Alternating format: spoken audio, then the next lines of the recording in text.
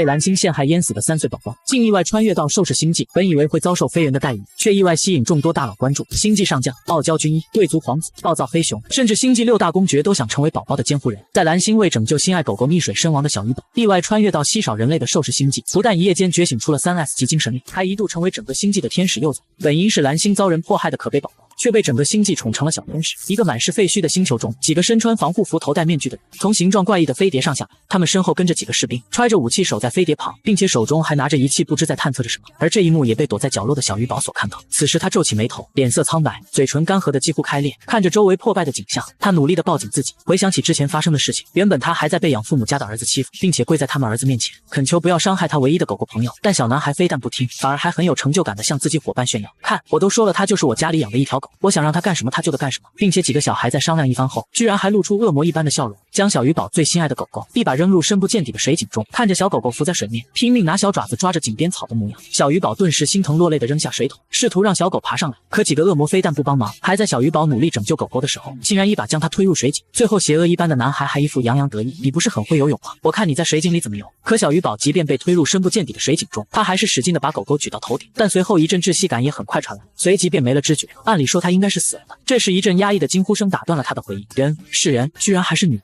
眼前赫然出现一个全副武装、说话还结巴的男人。见此一幕，小鱼宝也是心跳加速，眼中充满了恐惧，并且警惕地盯着眼前的人。男人似乎也意识到自己吓到了鱼宝，连忙安慰，你别害怕，我不会伤害你。说着自己便往后退了一步，但却不小心一脚踩在废墟上，还摔了个屁股朝天。这时另一个有些苍老的探测学者不满地走过来，安诺，从刚开始到现在你就在吵。接着老者顺着安诺颤颤巍巍的手指头看去，顿时也被吓得一蹦3尺高，并且他也结巴个不停。此时安诺也赶忙从地上爬了起来，年教授，测到雌性幼崽了怎么办？该怎么办？别慌张，不要吓到他。说着年老师连忙拿出通讯设备，直接向地方的最高指挥官发起通话。而两人之所以如此震惊，是因为在这个兽氏星际中，刚出生的幼崽都是要被放在中央幼崽保护基地由专人照顾，且一名雌性幼崽至少要有5名监护人，而且雌性在这个星际都是稀少的存在，男女比例也是达到了恐怖的1比75，还时常因为环境的污染，让原本脆弱的幼崽很难存活，所以他们也才会如此震惊，看着不像是兽人，难道是异人？安诺小心翼翼地观察着小鱼宝的表情，小鱼宝看着安诺一副看大熊猫的表情，也是想张开嘴巴说些什么，但却发现自己喉咙干涸说不出话，只能干咳一声。见此一幕，远处的年教授连忙命令站着的士兵，水，快拿100%的纯净水给他。因为年教授感受出鱼宝身上没有兽人的气息，并且外表长得并不像异类，那只有一种结果，鱼宝是纯种人类。随后在听到命令的士兵小心地捧着一瓶300毫升的纯净水，因为这瓶水可是由进化力为级的人类净化了整整7749天，才除去了里面的杂质和有毒元素。他不知道为什么年教授如此着急，不过当士兵在看见小鱼宝时，顿时明白了教授的所作所为，是人类幼崽，只存在于古书里面的黑发黑眸的人类幼崽，即使戴着防护眼罩，也藏不住士兵们眼中的惊讶。陆少将，年教授拿着接通电话的手机，声音带着尊敬和严肃，发现了什么？电话那头陆少将的声音压低，虽然听着有些稚嫩，但还是压得让在场所有士兵都忍不住低头。这就是兽人强大的精神力，光是听到声音就让他们忍不住屈服。幼崽，雌性幼崽，很有可能是最纯种的人类幼崽。年教授压抑着自己兴奋的声音，此时通过光脑的通讯系统，陆少将也看见了鱼宝的面容，黑眼睛，黑头发，没有一点杂质，正如古书中记载是龙国的人类。另一边，安诺拿着水慢慢挪动着靠近鱼宝，然后讨好的笑了笑。小鱼宝就算是看不见，也感受到了他的热情。您要不要喝点纯净水？安诺拧开了盖子，小心翼翼放在鱼宝嘴边，并且手指都是在颤抖的状态。小鱼宝有些好奇，为什么他们见到自己会那么激动？接着小鱼宝眨了眨眼睛表示同意。闻言，安诺立马贴心的从自己怀里掏出一根吸管，然后默默注视着鱼宝的一举一动。小鱼宝喝水的样子特别可爱，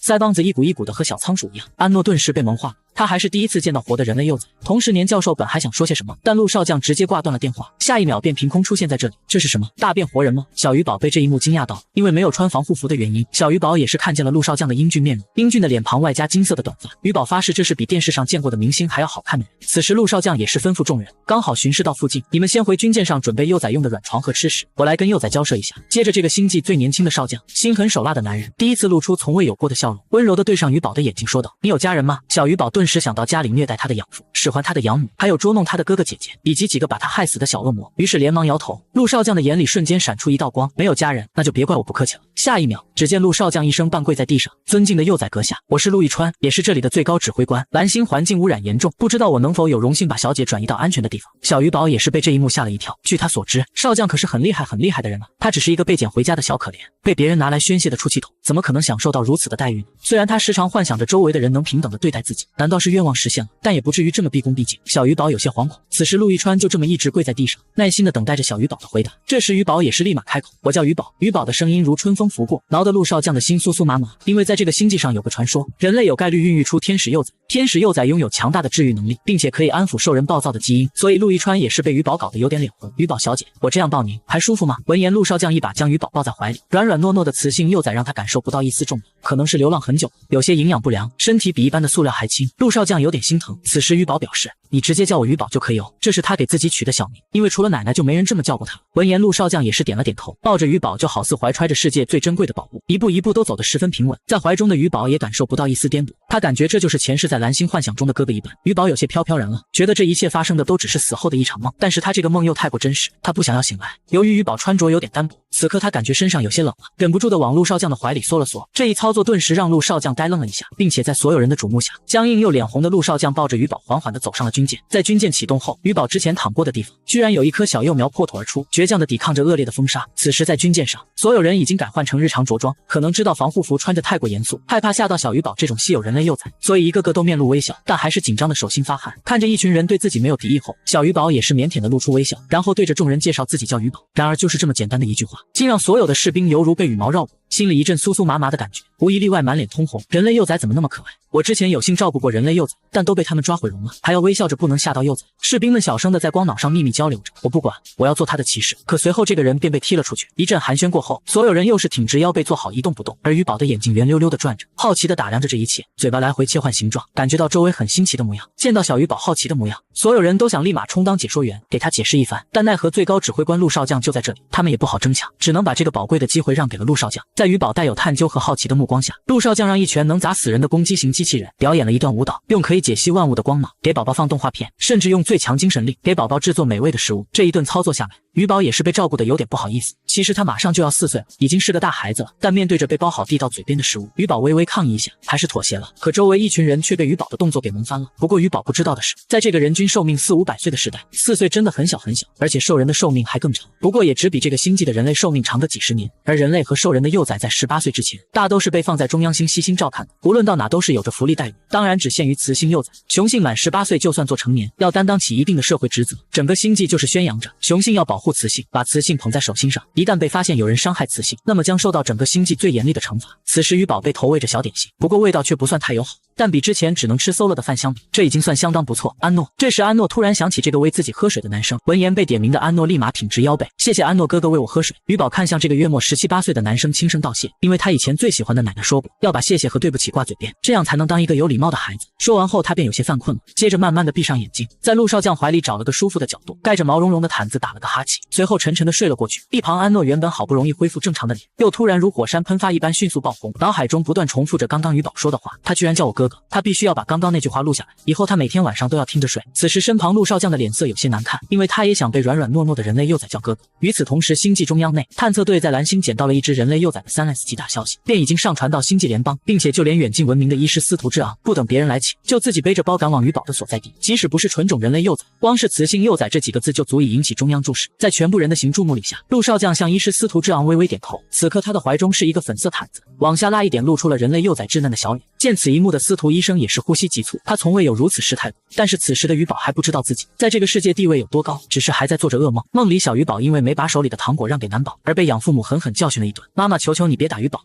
鱼宝迷迷糊糊的喃喃着，流下2行清泪。在外界的陆少将在听到自己所珍贵的天使幼崽被打，也是瞬间皱起眉毛。他的身体很糟糕，身上带有伤痕。一旁检查的司徒医生眉头紧锁，我怀疑是性质非常恶劣的虐待雌性案件。到底是谁敢这么对待雌性幼崽？陆少将攥紧拳头。可就在这时，司徒之昂却倒吸一口凉气，冷静如他一般，也控制不住自己的羊角从头顶冒出。在蓝星遭人陷害溺水身亡的3岁宝宝，竟意外穿越到兽世星际，本以为会遭受非人的待遇，却凭借软萌外表和高浓度血脉，将整个星际的大佬迷得团团转，甚至还一夜觉醒出3S 级精神力，被赋予天使幼崽的称号。本应是蓝星人人可以欺负的出气包，却被整个星际的成员宠成了小天使。飞船的检查室内，司徒之昂在检查到鱼宝身上的时候，突然被数据上的显示吓了一跳，冷静如他一般，也被震惊的控制不住羊角从头顶冒出。身旁的陆少将赶忙询问，怎么如此失控？100%纯种人类基因。司徒之昂的眼睛猛然瞪大，声音止不住发颤。闻言，陆亦川也感觉自己一阵眩晕，100%就相当于古时候灭绝的生物，在几亿年后被发现了。接着立马冷静并吩咐控制消息传播，封锁消息，不要让人类皇室知道这件事情，毕竟人类帝国可从来没有过100%基因的幼崽，而且他观察鱼宝这几天看得出，一定是被人类皇室成员虐待了。即使他们兽人和人类交好，但还是不想让类幼崽被皇室的人要去。随后司徒之昂也是换了一顶新的帽子走出，100%人类基因对他们皇室来说意味着基因纯度的提升。陆一川也是心中下定了某种决定，我不想让他变成火种，被禁锢在皇室的牢笼里成为生育机器。放心吧，他身上没有皇室的标志，不用担心多大问题，而且100%人类基因，皇室那边的人怕是做梦都梦不出来。涂之昂微微摇头，此时鱼宝由于睡得很不安稳，所以很快便挣扎着从睡梦中醒过来，看着雪白的天花板，鱼宝一时间有点分不清这是梦境还是现实。这是医院吗？难道自己是被人从井里捞起来了吗？小狗呢？小狗也被救上来了吗？这时密切注视着鱼宝情况的2个男人也很快发现鱼宝醒来了。接着司徒之昂连忙打开治疗舱，目光关切地询问：小姐，我是您的主治医生，您有哪里不舒服的都可以告诉我。看着眼前面容姣好并散发慈祥温和气息的男人，小鱼宝开心地摇了摇头，开口：我就是有点头晕。随后一阵检查下来过后，司徒之昂便告诉小鱼宝：您可能是晕飞船，我给您开点药，喝了后您就不晕了。闻言小鱼宝有点脸红，不好意思地低下头。什么嘛，原来是自己晕船啊。说到飞船，小鱼宝也是四处看了看，当对上陆一川的眼睛时，他连忙上前并半跪在鱼宝跟前：鱼宝，您有什么吩咐呢？见此一幕，小鱼宝还以为自己梦没有醒，忍不住地掐了一下自己手臂上的肉，下一秒就被掐得眼泪花都流出来了。陆一川看见鱼宝自残的行为，赶忙拉住他的手臂面露自责：该死，自己居然没有注意到鱼宝的动作，害他把自己掐哭了。紧接着连忙对着鱼宝道歉：是我不好，没有及时制止您的行为，还请鱼宝小姐责罚。闻言小鱼宝眼泪花顿时成了问号，接着赶忙让陆一川起身：没事的，我刚刚只是确认一下我是不是在做梦，怎么能是你的错呢？可陆一川却还是一脸悲愤的表情：让人类幼崽在我的眼皮子底下受伤，就是陆某的错，知道鱼宝善良不忍心责罚，那我就只能自己去领罚了。见此小鱼宝小手连忙伸出，抓住陆一川的衣角，弱弱开口：你因为这个被惩罚，我也会内疚的。听到小鱼宝会心里内疚，陆一川却被惊讶到了。要知道在这个星际上，雌性幼崽可是被捧上天的存在，从小娇生惯养的他们大多是有些刁蛮任性的性格，甚至还从未有过一个雌性说自己会因为这个内疚。此时陆一川的内心也一塌糊涂，我知道了鱼宝，但是我还是过意不去，那就罚你给我骑大马。鱼宝也是脱口而出，不过说完才意识到自己好像说错了什么，自己怎么可以要求一个少将当马给自己骑呢？明显他还不够资格呢。可陆少将非但没有不高兴，反而还异常开心，随后便把自己睡觉的枕头放在背上，显然想让鱼宝舒服一些，毕竟在他的认知里，雌性想骑在自己背上是对自己的信任和宠爱。既然小鱼宝要骑大马，这个也是他的荣幸，根本就不是什么惩罚。一旁的医生司徒之昂也是全程护着鱼宝，让他不容易摔下来。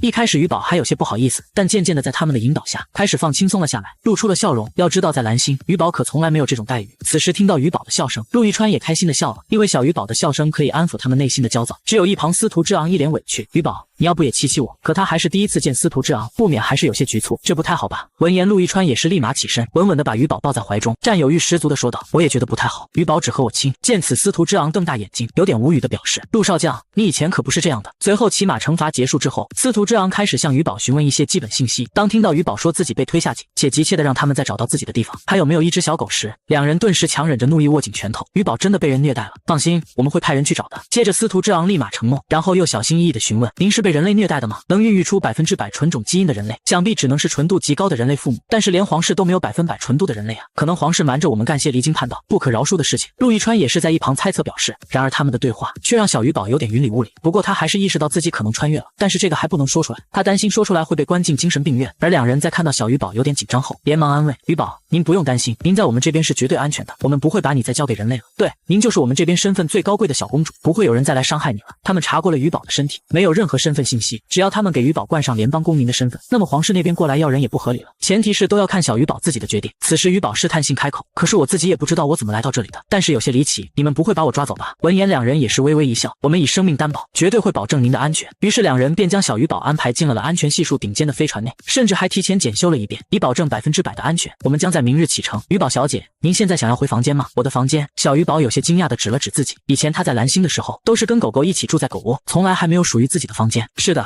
是军队后勤布置的，时间仓促可能有些简陋。鱼宝闻言点了点头，但是在看到房间布置后，不禁咽了咽口水。从屋顶到地板，每一寸都是被人悉心布置的，暖色的壁纸和军营冷峻严肃的氛围格格不入，甚至温暖的阳光可以从窗户照进来，窗帘也是可爱的卡通图案，就连睡觉的床都是公主一般的粉色大床。这时一只机器猫形状的机器人走过来，笑容憨态可掬：欢迎您回家小主人，我是您的专属机器人，我叫多拉 Q 猫。小鱼宝顿时被震惊了，但还是让后勤部队的所有人提心吊胆，特别是后勤组长，他是个1.9米的大汉子，生怕自己不布置的不能让雌性幼崽满意。在一接受到命令时，他可是为布置这个房间翻阅了好几本古书，加急把机器人改成了亿万年前很受古人欢迎的机器猫的样式。书上还说人类公主是从100平方的床上醒来的，但是他觉得100平方米的床能会让小幼崽没有安全感，于是他连忙上前半蹲下来，紧张地对着小鱼宝询问：公主殿下，您是不满意吗？啊，不是的，我还没有拥有过自己的房间，我太喜欢这里了，都有点不想走了。鱼宝话音一落，后勤组长立马扬起微笑，让所有人都长舒了一口气。陆玉川也在这时走了过来，然后对着后勤组长说道：鱼宝喜欢就好，你去领赏吧，他目前也不管军营的事情了，所以把全部事情都分给副将。接着就专门陪着鱼宝，说是陪着，其实就是蹲在鱼宝的房门口，一方面是怕鱼宝出现意外，另一方面就是阻止别的雄性靠近。而此时的鱼宝正狼吞虎咽地翻阅着送来的书籍，好在全宇宙都说华夏语言和华夏字，要不然他可都看不懂呢。在翻阅完几本书后，这才终于确认自己是穿越了，而且在这个世界古兰星是被污染的，人类也因此大部分灭绝。他现在遇见的都是兽人，与人类不同，可以随意切换自己的形态。如今他所在的地方就是兽人组成的联邦，分有6个自治区，并且由6位公爵掌管。而陆玉川所在的地方就是专管军事的自治区。随后在了解完一些基本情况后，他便被一幅画面所吸引。画本上说，一个科学怪人正在研制着什么，把野兽基因和人类基因强制结合，从而诞生出一种另类的生物，简称异人。不同于现在的人类与兽人结合，而是纯野兽与幸存下来的100%纯种人类结合，并且异人寿命很短，会因为排异反应十分痛苦，疾病缠身，但却有很大概率觉醒异能。看到这里，鱼宝有些难受，这难道就是人类的结局吗？这时陆玉川突然敲响了小鱼宝的房门，鱼宝，您睡了吗？公爵们想要见您。公爵？不是说公爵都很忙吗？很少能见到人吗？鱼宝有些社恐，但是人家来都来了，他也不好意思拒绝。请问是哪位公爵啊？鱼宝连忙翻阅资料，想要查出公爵的对应性格，以防自己不会忍他们不开心。6位公爵呢？多少？6位。鱼宝懵了，怎么他刚来就有那么多人想要见他？得了，那就不用翻找了。于是鱼宝视死如归地打开门，小小的脑袋低垂着。他可是记着书上说，每个公爵都各有各的脾气，让人捉摸不透。万一他们询问自己的过往，他也不知道该怎么回答。但想到书上说的，纯种人类在这个星际很稀缺的，他现在可是实打实的蓝星人穿越，会不会把自己给解剖了或者做科学实验呢？想到这里，鱼宝整个人就顿时不好了，一张小脸皱巴巴的，眼神因为害怕只敢看着地面。此时他没看到6位公爵齐齐聚在不算宽的走廊里，但只有唯一一位雌性公爵。在看到鱼宝后，眼睛冒着星星。人类幼崽的表情变化这么丰富的吗？好想摸摸他的小脸。这时陆玉川也看出了鱼宝的紧张，接着在鱼宝身侧蹲下来，顶着6位公爵的精神压力抱起鱼宝。鱼宝也是习惯性的用双臂揽着陆玉川的脖颈。短短的几个时辰的相处，他已经完全信任了陆玉川。见小家伙如此依赖陆少将，身为第1区军事安全的负责人罗兰顿时喜笑颜开。毕竟陆玉川属于军事部，军事部是他管理的，那他自然脸上沾光。他拍了拍陆玉川的肩膀表示赞许，可陆玉川却显得有些不悦。公爵大人，鱼宝刚治疗结束在休息呢，你们齐刷刷出现会吓到他的。闻言，雌性公爵拍了拍自己脑袋，有道理，你们这几个整天板着张脸，幼崽是不会喜欢你们的。说完，这个长相天使、身材火辣的女人笑眯眯地凑到鱼宝的面前。小鱼宝，我叫落雁，你可以叫我沈姐姐或者燕姐姐，我是负责联邦医疗的哦，你以后有什么不舒服都可以找我。见此一幕，鱼宝也是点了点头，对这个笑容满面的女人很有好感，叫了一声燕姐姐。沈落雁在听到后很是开心，来，让姨姨抱抱。鱼宝心思单纯，见她这么喜欢自己，她也很开心，于是伸出手进入到她的怀抱。接着在几句闲聊之后，便放回了陆玉川怀里，并且在叮嘱陆玉川好好照顾鱼宝后，6人便相继离开前往会议室。鱼宝也是松了口气，他还以为这6位公爵要对他询问一番，结果还没看清他们的脸就走了。可鱼宝不知道的是，他的出现让原本100年和平相处的几位公爵纷纷开始为争夺鱼宝的监护人大打出手，甚至在听到消息的陆玉川少将也苦恼自己该怎么争抢小鱼宝呢？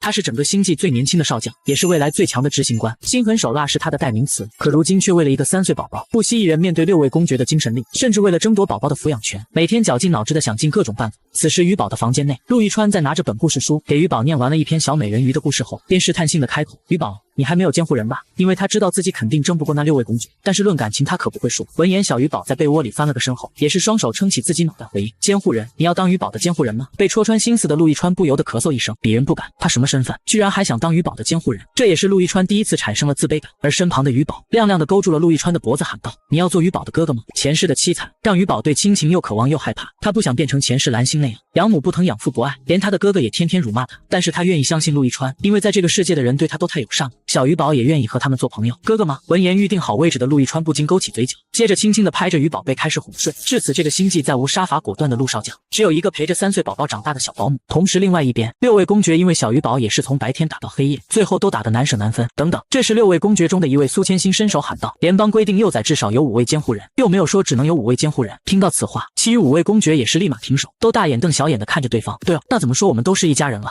军队指挥官罗兰也是站了出来，他的性格有些大大咧咧，他抹了一下嘴角的鲜血，夸赞洛燕，我真是小看你了。原本秉持着不伤害雌性的态度，另外5位公爵都让着沈洛燕，结果沈洛燕打得他们一个措手不及。见此，沈洛燕不禁挑眉，永远不要小看女人，而且你们要当监护人，还得于宝同意吧？我可是刷了一波好感度的。听到此话，其余5位公爵后知后觉，连忙想要去给于宝准备礼物刷好感度，而这时罗兰却躲在角落，偷偷给陆亦川打起电话，你帮我问问于宝喜欢什么。另一边的陆亦川看着已经熟睡的于宝，也是瞬间明白了什么，于是便说于宝喜欢哥哥。电话那头的罗兰听着一阵懵逼，我就是于宝指定的哥哥。罗兰更是无语了，甚至手突然开始有点痒。好家伙，自己这个公爵都没有成为于宝监护人，你却开始了是吧？不过对于年纪大的他来说，对于陆亦川的话全当是开玩笑，毕竟在他看来，陆亦川顶多也算是个宝宝，怎么可能当好一个雌性幼崽的监护人呢？第二天，于宝就在军队的护送下上了飞船，身边还有陆亦川和司徒医生一左一右陪着他。小于宝也是不舍得挥了挥手，再见，我有空会回来玩的，因为他有点舍不得那个睡了一晚的小吴。可下面的军人们却忍不住心里偷笑，军方基地危险系数最高，哪是幼崽能来的地方呀？以后小于宝只能看照片了。此时在飞船上，陆亦川也是逮着机会将小于宝抱了起来。于宝，我们先去幼崽保护协会登记，这样你就能拥有自己的光芒了。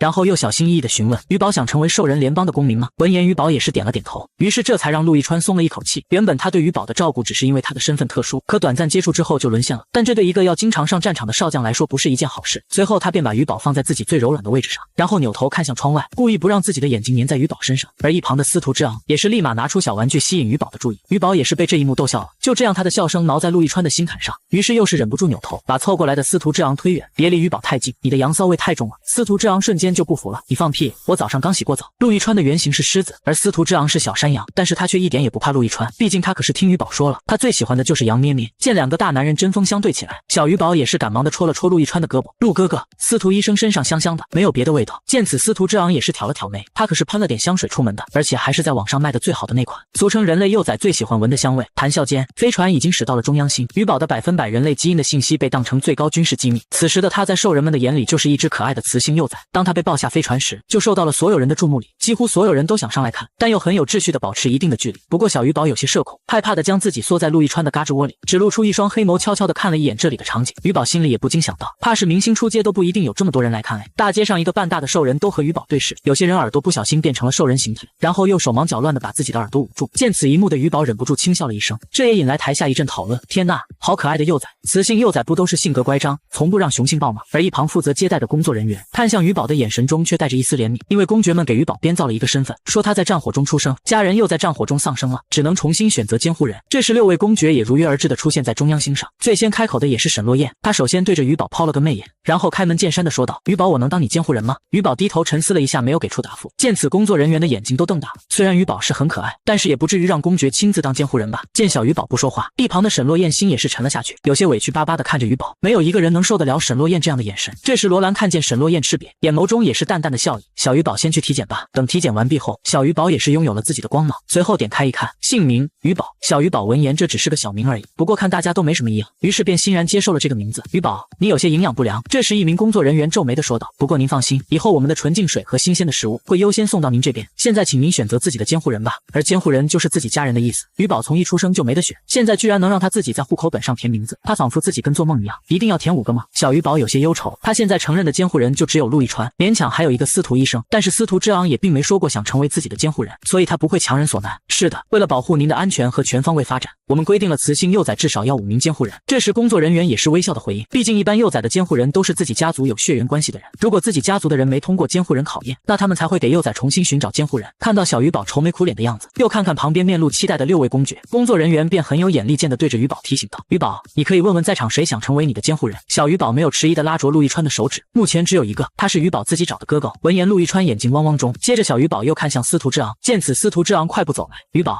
你想和我说什么话吗？此时的司徒之昂有点紧张和期待，他虽然医术好，但是兽形只是一只山羊，不擅长攻击，本就不奢望能成为于宝的监护人。不过现在于宝看向他，他必须给自己争取一下机会。于宝，你也想让我做你的家人吗？于宝也是点点头回应，因为在这2天的时间里，一直都是陆亦川和司徒医生在照顾自己。不过这时6位德高望重的公爵反而被冷落了，事实上于宝连他们的名字都不知道。这时沈洛燕也是轻笑的表示，找监护人也不着急，先给于宝空着吧。工作人员也表示理解，接着便宣布，我们是会给幼崽3个月时间的准备，决定自己的监护人。于宝这才满意的点头，道谢过后还附赠一个甜甜的微笑，然后就想拉着自己认的2位哥哥离开。陆亦川也在这时微笑的说道：“小鱼宝暂时还不可以走哦，监护人还要进行考试呢。”这时他已经做好了准备，但反观司徒医生却有点虚了，因为监护人的考试分为3部分：笔试、特长考核、面试和实战。其他几项司徒之昂无所畏惧，但是实战他不知道自己够不够格。随后鱼宝也是有些担忧的询问：“考核失败会怎么样？失败了就没资格成为鱼宝的监护人了。”司徒之昂摸了摸鱼宝的小脑袋，可鱼宝却摇头表示不要。但这就是这里的规定。工作人员给鱼宝解释了一番后，他只能接受，并且也愿意相信2位哥哥可以通过考试，但还是提出了一个小要求，那就是要陪考。不过监护人的考试时间一般很久且无聊。当看见鱼宝认真的样子后，工作人员连忙搬来小凳子，准备好新鲜水果和吃食。这时鱼宝捏起一个类似苹果的水果，咬了一口，发现有些发涩发酸，不合您的胃口吗？工作人员也是关切的询问。由于这是人类那边送来的优等水果，首先都是分配给幼崽和雌性后才能送到他们这边，但也仅仅只有2等品级。如今你已经成为兽人公民，以后每天都会有好吃的水果呢。工作人员连忙补充：“吃我的。”这时一旁的公爵沈落雁从空间牛里面拿出水果，然后对着鱼宝眨了眨眼睛。沈落雁的水果明显光泽感更好，也更红，所以鱼宝在咬了一口后，也发现这比刚刚的更加美味。虽然不能与地球上的水果相比，但已经算是比较好吃的了。鱼宝提前看过资料，知道因为水源污染，自然种出来的水果都是畸形的。此时工作人员紧绷着一根神经，他看着鱼宝拿起营养剂，喝了一口后皱起眉头，完了，雌性幼崽要发脾气了。星际时代大家果然都是喝营养剂。鱼宝吐了吐舌头，他有点想念奶奶做的大米饭了。于是在喝完营养剂后便询问：“你们不吃饭吗？做饭吃饭太浪费时间了。”这时一旁的另一位公爵苏千心出声回应：“反正做出来的味道也差不多，还不如喝营养剂。”鱼宝点了点头表示理解：“放心，你们雌性幼崽有营养餐。”苏千心在看了鱼宝一眼后，便展开笑容介绍自己：“你好，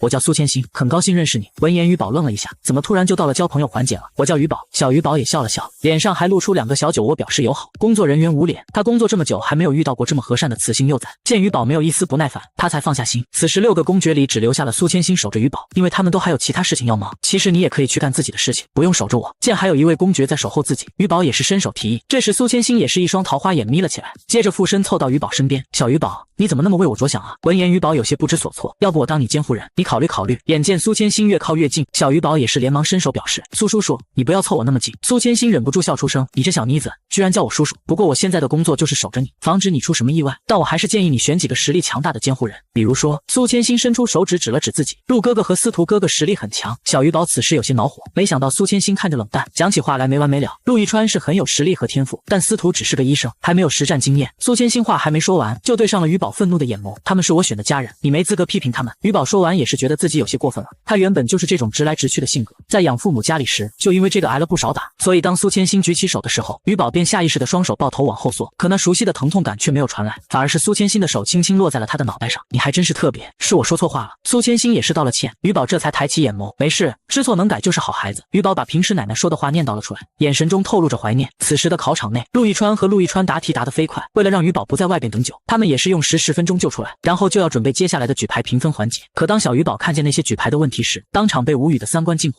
他是整个星际最厉害的医生，也是未来医术最强的男人，可只有 C 级体能的他，却为了争夺一个3岁宝宝的抚养权，不惜生命危险，参加了星际最难的实战测试。就在刚刚，小鱼宝原谅了苏千心刚刚的话语后，就静静地等待着哥哥们的测试。大约10几分钟过后，2人同时走出了考场，并在第一时间来到小鱼宝面前，对着他半跪表示歉意：“鱼宝，久等了。”闻言小鱼宝也是赶忙伸手递上粮：“你们快去考别的吧，考完我们去吃饭。”因为在刚刚的时间里，小鱼宝觉得星际的营养液实在太难喝，所以决定自己亲手做饭。而且他刚刚也在光脑搜寻了一番，发现星际上还有蔬菜可以购买的，于是一拍即合，就打算自己做饭吃。见此，陆亦川和司徒之昂伸手拍好。在经过一系列的考核后，小鱼宝被要求根据2个人的回答举牌评分。接着面试官便开始了自己的问话：“陆亦川，如果鱼宝小姐想要得到一个星球，而你的资金不够怎么办？我会努力赚钱满足鱼宝的愿望。陆氏家族的底蕴也请阁下不要担心。”陆亦川脸色温和地看向鱼宝，而鱼宝也是给出了满分，并默默吐槽：“我怎么可能会提出这样的要求呢？”于是面试官又对着司徒询问：“司徒之昂，如果鱼宝小姐犯了法律上的错误，你会怎么做？”司徒之昂也是毫不犹豫地表示：“鱼宝能犯错是我没有尽到监护人的责任，我会教育鱼宝以身作则，替鱼宝承担法律责任。”但小鱼宝却有些不爽，看了面试官一眼：“你就想着我犯法？我可是爱国守法的好公民。”然而接下来的问题却让小鱼宝更加无语：“什么如果要你们当众学狗叫你们怎么办？什么长大后看上别人的男人怎么办？”于是小鱼宝忍无可忍地打断了这场考试：“我有道德，我也不需要别人为我献出生命。”接下来面试官的话却让他傻了眼：“鱼宝小姐，这些场景都是现实发生过的。”陆亦川也是在一旁劝导：“鱼宝，我们知道你是好孩子，我们就是走个流程，你不用生气。”见此，小鱼宝只好一边不理解，一边举满分牌子。最后的便是实战演练，先要测试监护人的体能，而陆亦川身为星际少将，体能也是达到了恐怖的3A级，但反观司徒之昂却只有 C 级。虽然 C 级在普通人中算厉害的，但是要当雌性幼崽的监护人还是差了点。接着机器人便对着司徒提醒，每个雌性幼崽一开始至少需要5名1级的雄性幼崽当监护人，建议你之后再来，难度会小一点。闻言，司徒之昂握拳表示，只要通过实战测试，我还是有机会通过的。为了您的生命安全，我建议您自己弃权。机器人也是再次提醒了他一遍。此时一旁的鱼宝也拉了拉他的袖子，会很危险吗？不会。司徒之昂对鱼宝笑了笑，然后便转头对着机器人说道，我不弃权。由于是实战的场地，所以小鱼宝进不去，但还是可以通过监控实时观看里面的内容。此时的训练场地内，对战的大门在这时缓缓打开，一瞬间尘土飞扬，待到沙尘散尽后，一道熟悉的身影出现在大家面前。我是你的考官罗兰，准备好就开始吧。是罗兰公爵。见此一幕，小鱼宝的小脸几乎也是要贴到监控屏幕上。之前罗兰公爵见到他的时候都是笑眯眯的表情，以至于他都快忘记罗兰是军事负责人了。随后便松了一口气，毕竟罗兰公爵算是熟人，他想着应该不会对陆亦川下狠手。此时的训练场上，罗兰一出现便释放自己强大的 SS 级精神力，瞬间一股无形的重力便压在陆亦川的身上。紧接着陆亦川也毫不示弱地释放自己的 S 级精神力，于是两股力量碰撞在一起，居然不相上下。见此，罗兰微微一笑，陆亦川闻言猛然后退，嘴角流出一丝鲜血。随后罗兰再次如闪电般出招，两道身影也一黑一红纠缠在一起。鱼宝看的心都揪在一起，接着拉了拉一旁的苏千心的袖子询问，他不会出事吧？没事，我们的医疗舱能治疗。苏千心也是微笑回应，要打到什么时候？小鱼宝还是有些担忧，一炷香撑过即可。毕竟在苏千心看来，陆亦川的体能直接躲一炷香的时间完全可以，但是此刻场上的陆亦川仿佛不要命一般，直接和罗兰硬碰硬，即使浑身鲜血也不退缩。见此一幕，罗兰也认真起来，使出10成力碾压陆亦川。又一次交碰中，陆亦川被打飞，重重撞到监控器上，甚至散发的冲击力连监控器都被撞坏。鱼宝看见后，眼泪滴答滴答的落在屏幕上。住手，不要再打了。鱼宝不理解这个测试到底是什么，他只知道陆亦川对他极好，从见面到现在处处照顾他的感受，但是现在只是想要成为他的监护人，就要被打成血人。鱼宝根本接受不了，这也让他想起自己被殴打虐待的时光，哭着跳下椅子跑了出去，径直的跑向战斗场地，同时两条小短腿迈得飞快，生怕一不小心就看不到陆亦川了。可他不知道的是，兽人的身体强悍，这些伤对他们来说不算什么。一旁的苏千心也是摇了摇头，都让你别看了，他现在有点害怕这场战斗会让鱼宝产生心理阴影。这时战斗场地的大门也在此刻开启，浑身是伤的陆亦川摇摇晃晃的走出门，并且脸上还挂着笑容。陆哥哥，鱼宝不管不顾的想要扑上去，却又怕弄疼陆亦川，于是只能小心翼翼的拉着他的血手。闻言，陆亦川后退一步，歉意的说道：鱼宝，我都是血，我先去清理一下，以后我就是你名正言顺的监护人了。陆亦川的脚步轻快，此刻他仿佛感知不到身上的剧疼。这时罗兰也对着鱼宝恭喜陆亦川突破 S 级体能。虽然鱼宝知道 S 级体能的难得，但还是皱着眉头对罗兰发问 S 级体能又怎样？为什么成为监护人就要挨打？由于鱼宝刚来这个世界没多久，所以对体能这些还是不够了解。闻言，罗兰也是耐心的对着小鱼宝解释，进行对战测试是为了看出一个人的决心，雌性幼崽的监护人不是谁想当就能当的。鱼宝，你可能不知道自己的身份特殊，我们不希望你有什么意外，我才不会出什么问题呢。鱼宝的声音越说越小，明显有点心虚了。好了，下一个司徒医生，你的考官还是我。罗兰也是严肃的对着司徒之昂喊道。司徒之昂也是毫不畏惧的走了进去，他知道自己并不是罗兰的对手，于是把敏捷度拉满，能跑就跑。虽然这个办法看起来很懦弱，但为了鱼宝一切值得。正在他思考之时，罗兰的攻击便将他给击倒。司徒之昂战斗中分心是大忌。罗兰眼神冰冷，接着司徒之昂擦了擦嘴角的鲜血，爬起来继续躲。此刻罗兰居然一时间打不到他。司徒医生，如果鱼宝小姐面对我的袭击，你也要当逃兵吗？罗兰释放自己的精神力，将司徒之昂一把禁锢在原地。游戏结束吧，你还不够资格。随后罗兰瞄准司徒之昂，一道强力的攻击便让他陷入了昏迷。小鱼宝见到这一幕，也是不断的拍打玻璃门呼喊：司徒哥哥，你怎么样了？一旁的工作人员连忙制止，您不能这样伤害自己。恢复好的陆亦川快步走来，把鱼宝抱在怀里。陆哥哥，司徒哥哥没呼吸了。此时小鱼宝的眼泪和鼻涕一起流，看起来很是狼狈。见状，陆亦川擦去他的眼泪鼻涕，安慰道：不会有事的，公爵有分寸，我讨厌他。小鱼宝决定就算自己找不到监护人，也不会找罗兰公爵的。这时罗兰也走了出来，想要抱抱鱼宝，却只能看到鱼宝的后脑勺，早知道不接这个活了。这时冰冷的机器人也宣布，很遗憾司徒之昂，你的监护人考验没有通过。此时司徒之昂从治疗舱醒来后，就对上了鱼宝泪光闪闪的大眼睛，抱歉啊鱼宝，我没能成为你的监护人。没关系，在鱼宝心中，你永远是鱼宝的哥哥。可司徒之昂此刻的眼神有些暗淡，他从没想过要成为雌性幼崽的监护人。他身为远近闻名的医生，救治过大大小小的雌性，无一例外都是骄傲和骄纵的脾气，只要一不顺心就拿身边的雄性撒气。看到这一幕的他避之不及，甚至想着一辈子不结婚，不接触雌性，反正他是草食系兽人，又有人类血统，再加上自己的医术高超，养活自己绰绰有余。可直到他遇见了鱼宝，才知道原来幼崽能那么可爱，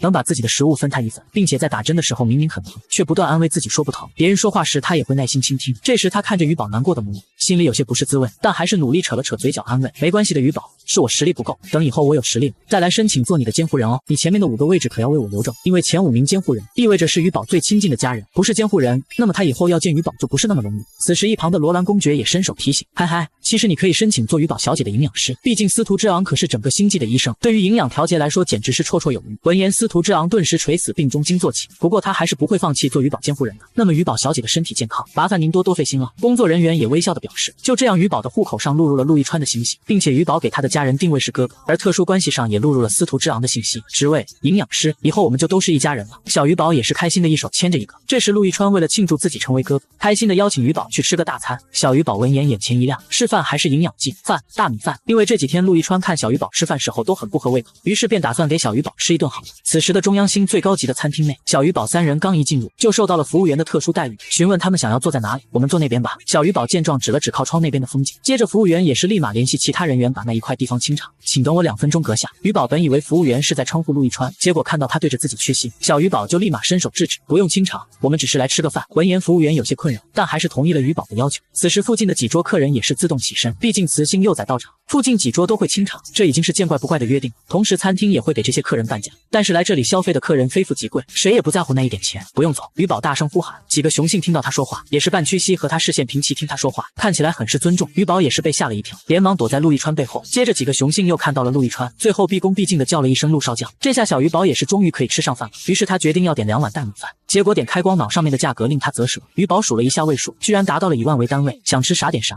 你哥哥这么点钱还是有的。陆亦川也是看出了小于宝的纠结，接着小于宝也是点了1碗黄金米饭，不等2分钟饭就被服务员端了过来。好家伙，管真的是黄金的。于宝连忙尝了一口米饭，金属味的。一旁的司徒之昂也牢记他的营养师身份，给于宝点了很多孩子吃的食物。由于餐厅一下子来了2位雌性幼崽，厨师也是连忙先为他们服务。不一会小于宝的饭菜便上齐了。陆亦川也是解释为什么一般不会做饭的原因，吃饭对我们来说是个很浪费时间的东西，做饭也是，这边是唯一一个聘请厨师烧菜的地方，其他餐厅一般都是机器人烧饭，但是整天喝营养剂好无聊。于宝突然觉得自己的嘴挺挑的，接着又不由得想起以前奶奶做的饭，即使日子很苦，奶奶也会用有限的食物做出5星级的味道。后来他吃不饱饭，就想着能吃饱饭就行了，现在能吃饱却又想念饭菜的味道。随后小于宝又咽了一块类似红烧肉的东西，不过味道太腥，他感觉这边做菜是不放调味料的吗？难道是兽人？所以大家习惯吃腥味的食物，入乡随俗，入乡随俗。于宝在心里默念，含泪把米饭吃完。突然这时，一道带着愠怒的雌性幼崽的声音在整个餐厅回响，你们这是什么牛马餐厅？做出来的食物怎么这么难吃？星际上傲娇蛮横的雌性幼崽，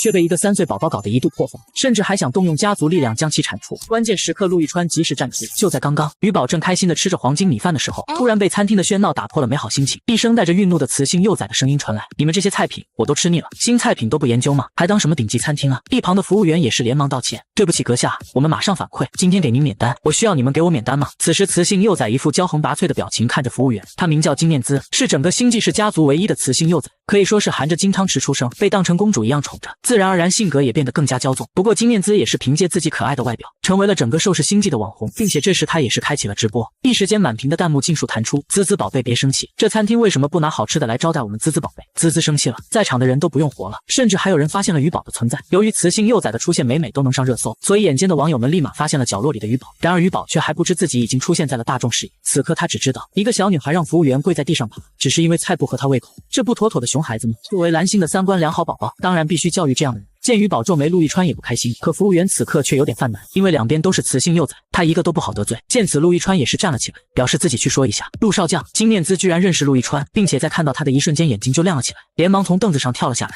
一旁的监护人也是吓得赶忙护住他，直播间也开始火热了起来。这是谁啊？长那么帅，前面的这你都不知道？他是目前整个星际最年轻的少将，而且他的叔叔还是我们执行官。闻言，直播间直接炸开了锅。毕竟星际时代的雄性地位低下，但是对于军人、医生、老师这些默默奉献的职位，雌性们也会敬重3分。陆亦川只一开口，金念兹便放过了可怜的服务员，可他还有一个条件，便是让陆亦川当他的监护人。虽然他现在有10名监护人，并个个都是百里挑一的人才，精神力也是最低都是1级，但是在看到陆亦川的那一刻，他便觉得自己选的这些都比不上他。之前他也曾放下自己的尊严，主动申请让陆亦川成为他的监护人，但都是石沉大海。怎么样？我们现在就去登记，我相信凭你的实力，通过监护人考验简简单单。金念兹说完就静静等待着陆亦川的下文。然而下一秒，陆亦川后退了一步，并表示自己已经有妹妹。陆亦川对金念兹也是有点印象，当时他一连收到好几条金念兹的讯息，但这些信息都被他瞄了一眼后，便全部放进垃圾箱了。此时远处的于宝也吃完了米饭，晃荡着自己的小腿浏览光芒。陆哥哥被缠住了，于宝要去看看吗？一旁的司徒之昂问道。怕陆亦川受欺负，于是他便拉着司徒之昂朝金念兹那边走去。刚好听到金念兹说的那一句，要陆亦川做他的监护人，小于宝顿时不乐意了，顾护犊子一般大喊：陆哥哥是我的监护人！服务员眼见着2个小幼崽正面碰撞上，连忙去呼叫经理。与这边的焦灼不同，直播间的网友们可以异常兴奋。我天，咱联邦什么时候诞生了一个黑发雌性幼崽？这家餐馆果然顶级，改天我也去打卡。此时听到于宝声音的金念兹也开始居高临下的看着于宝，于宝也抬头看他，我的家人谁也抢不走。司徒之昂此刻也站在于宝背后，他的面前是金念兹的10个监护人，释放的精神力就足以碾压他。这也是他第一次感受自己实力的弱小，他捏紧了拳头，发誓无论怎么样都要把自己的实力变强。别开玩笑了，你是从哪里冒出来的小野草？这时金念兹嗤笑一声，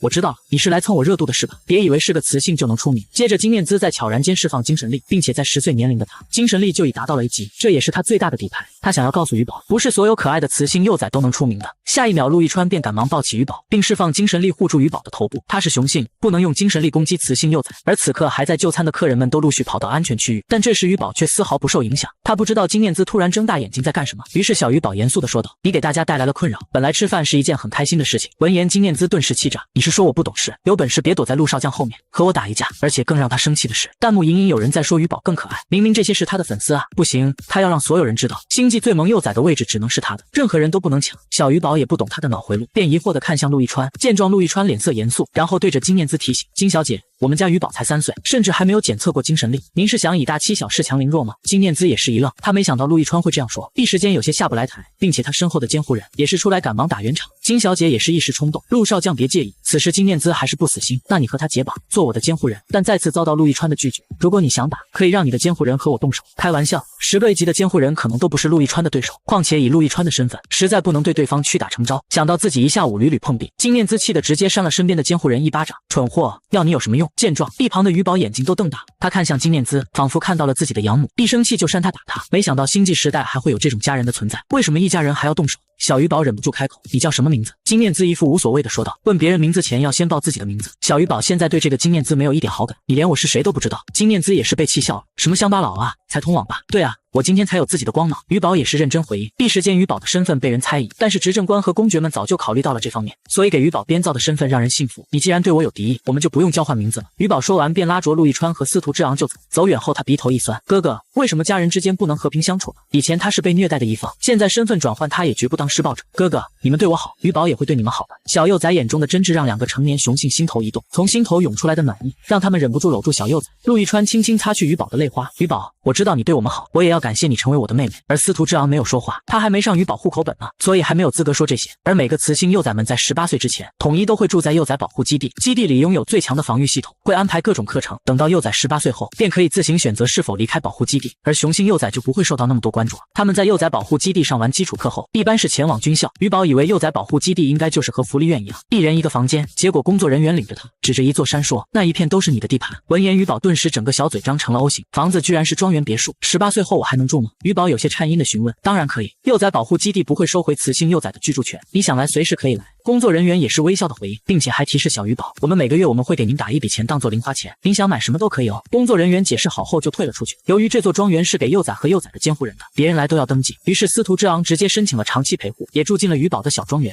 此时小于宝看着眼前小庄园被冠上自己的名字，犹如自己做梦一样。以前在蓝星睡在狗窝的他，从来没有想过自己会住在别墅里，并且一人得道鸡犬升天。原本型号还挺落后的陪伴型机器人 Q 宝，也是装上了最新研制的智能系统，变成了庄园的管家。Q 宝以后你就能吃最好吃的鸡油了。于宝开心的伸手摸着 Q 宝，太好了于宝，这样我就能给于宝提供更好的服务了。Q 宝也是眨了眨眼回应，家具基本上都齐了，但是于宝觉得少了点烟火气。接着他便准备在网上购买一些新鲜蔬菜，凭着于宝的身份，他的个人光脑能购买最好的蔬菜和水果。但是在打开光脑后，他整个人却懵了。他原本是想看看自己的零花钱一个月有多少，可结果一点开，竟发现自己的零花钱竟来到了5位数，而且这个数字还在不断上涨着。此时一道机械音也从光脑传出，叮咚，感谢我爱于宝打赏了1万新币。于宝这才知道自己居然成网红了，原来他也是托了金念兹的福，让他在新网红了一把。而同时另外一边，金念兹看到了于宝的粉丝在不断上涨，而且仅凭借一段视频就出名上了热搜，顿时脸色气得火冒三丈。他第一次感受到了还是来自同性的威胁。齐哥哥，你给我买几万黑粉，上网黑于宝。金念兹对正给他剥葡萄的年轻雄性说道。闻言，那名叫齐哥哥的雄性愣了一下，这不太好吧小子，这不是搞雌竞吗？可下一秒他的脸色就出现了一个红印，还轮不到你来教育我。金念兹怒目而视，你不听我的话，我就和你强制解除监护人关系，让你进监狱。见此，齐哥哥颤抖了一下，垂下眼眸点头答应。如果金念兹真的想要他他进监狱，对他们家族来说是个很容易的事情。随后有关于宝的帖子下面两极分化，直接吵得不可开交。此时于宝原本看着自己的账户出现那么多钱有点头晕，但是看到自己的粉丝呈指数型上涨，还是有点惊讶。可随后又涌进一批人骂他的人进来，装什么呀？雌性就要有点雌性的样子，为了一个雄性让另一个雌性下不来台，这样好吗？我是于宝以前的玩伴，他以前是个小偷，偷了我的钱还不承认。于宝看到了也是傻眼了。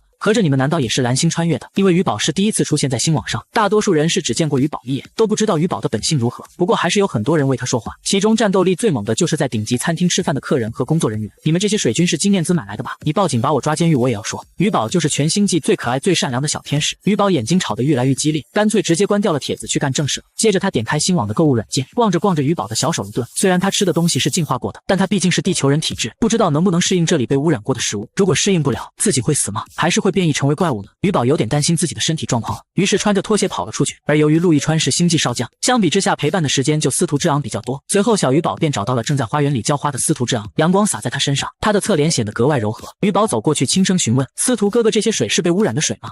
但是于宝不要担心，你吃的食物是被净化过的。司徒之昂也是耐心的解释，水为什么会被污染呢？被污染后的水人类能喝吗？小于宝还是问出他最关心的问题。和兽人比起来，人类是比较脆弱，但是经过一代代的自然选择，人体内也有了抗体。闻言于宝的小脸一白，感觉自己的肚子都疼了起来。那我就是要被淘汰的那一批人吧。见于宝难受，司徒之昂连忙丢下手中的洒水壶，一把抱起于宝。于宝怎么突然难受？陆亦川像是有心电感应般，连忙赶来了过来，可能是污染。司徒之昂也是急忙的为于宝治疗，但是结果让司徒之昂皱起了眉头。一旁的陆亦川的心都揪了起来，很严重吗？不是很严重，但是于宝的身体居然没有一点被污染的痕迹。司徒之昂喃喃，纵使净化过的水也不敢保证100%干净，但是人体大多能新陈代谢掉，人们也就不恐慌了。不过像于宝这样身体一点污染都没有的，倒还是第一个。见状陆亦川也是疑惑询问，这不是挺好的吗？那他为什么昏倒？精神紧绷加上营养不良，太害怕了所导致的。司徒之昂面露难色，于宝在害怕什么呢？为了得到3岁妹妹的宠爱，星际上杀伐果断的少将军竟主动为其开始学习料理，只为做出最美味的食物，从而获得天使妹妹的安抚。就在刚刚，小于宝陷入昏迷的时候，两个哥哥一眼不眨地盯着他的检测装置，生怕出现什么意外。而在这时，陆亦川也接到了叔叔的通讯请求，于是在跟司徒之昂说了一声后，便快步走出医疗室接通电话。随后，一个和陆亦川有3分相似的男人便出现在了手机屏幕上，他就是星际最年轻执政官，也是陆亦川的亲生叔叔。执政官阁下，陆亦川恭敬地称呼道：“刚刚开会，你不打报告就离开会场，这并不像你啊。”陆亦川，执政官一开口便充满了威严。闻言，陆亦川连忙往外多走了几步，因为他害怕打扰到于宝休息。虽然房间是隔音的，我会自己去领罚。陆亦川不善言辞，他从小失去父母，而自己的唯一叔叔每天忙得飞起，也没有时间和他说话，因此他封闭了自己的情感，直到遇到于宝才打开了心里的柔软。因为那个纯种人类幼崽，指挥官也是疑惑地询问，他现在是兽人联邦的公民。见此，陆亦川连忙解释，他怕执政官因为于宝没有兽人血统而强迫他离开于宝。我知道，但是我希望你能找个年龄相仿的雌性，而不是一个幼崽。况且你的幼崽是纯种人类，你应该知道的，纯种人类很难有精神力。指挥官语气担忧，毕竟陆亦川是他的侄子，这点他也要为其考虑周全。陆亦川也在这时保证地表示，我不会失控的，而且执政官阁下，您还是先担心您自己吧。两人也是对视许久，最后执政官先败下阵来，随便你吧，等你的幼崽长大，说不定。不，我就是于宝的哥哥，我不会对他有非分之想的，哪怕我死，我也不会让于宝受到一点伤害。陆亦川坚定地说道。又是一阵沉默，执政官轻笑2声，想不到你是个妹控啊，我倒也想见见传说中的于宝是什么样子。最后希望你不要耽误钥匙。随后他便挂断了电话。陆亦川也是连忙想去医疗室，结果一转头就看见小于宝居然躲在柱子后，而且只露出2只小眼睛。他心一紧，害怕于宝听到了什么。这时于宝也是小心翼翼地开口，那个叔叔是陆哥哥的家人吗？是的，他是执政官，也是兽人联邦的最高指挥官。陆哥哥厉害，陆哥哥的叔叔也厉害。于宝扯了扯嘴角，因为他能感受到陆亦川的叔叔对自己有意见，接着便又立马露出微笑。我们来做菜吧，我的快递都到了。闻言陆亦川微微愣神，他曾经就嫌做菜浪费时间，所以在料理课上从来都是溜出去实战，后来便直接申请不上这节课，毕竟对他来说，吃的嘛，能吃饱就行，而且营养鸡又方便，还有不同口味。至于军校开设的料理课，说是为了让雄性们有放松多时间，实际上为了让雄性们掌握基本的做菜技巧，为了以后能讨好雌性。以前他对此也是嗤之以鼻，现在却有点后悔莫及了。但相比之下，司徒之昂却兴致勃勃，他可是在料理课每节课都拿S。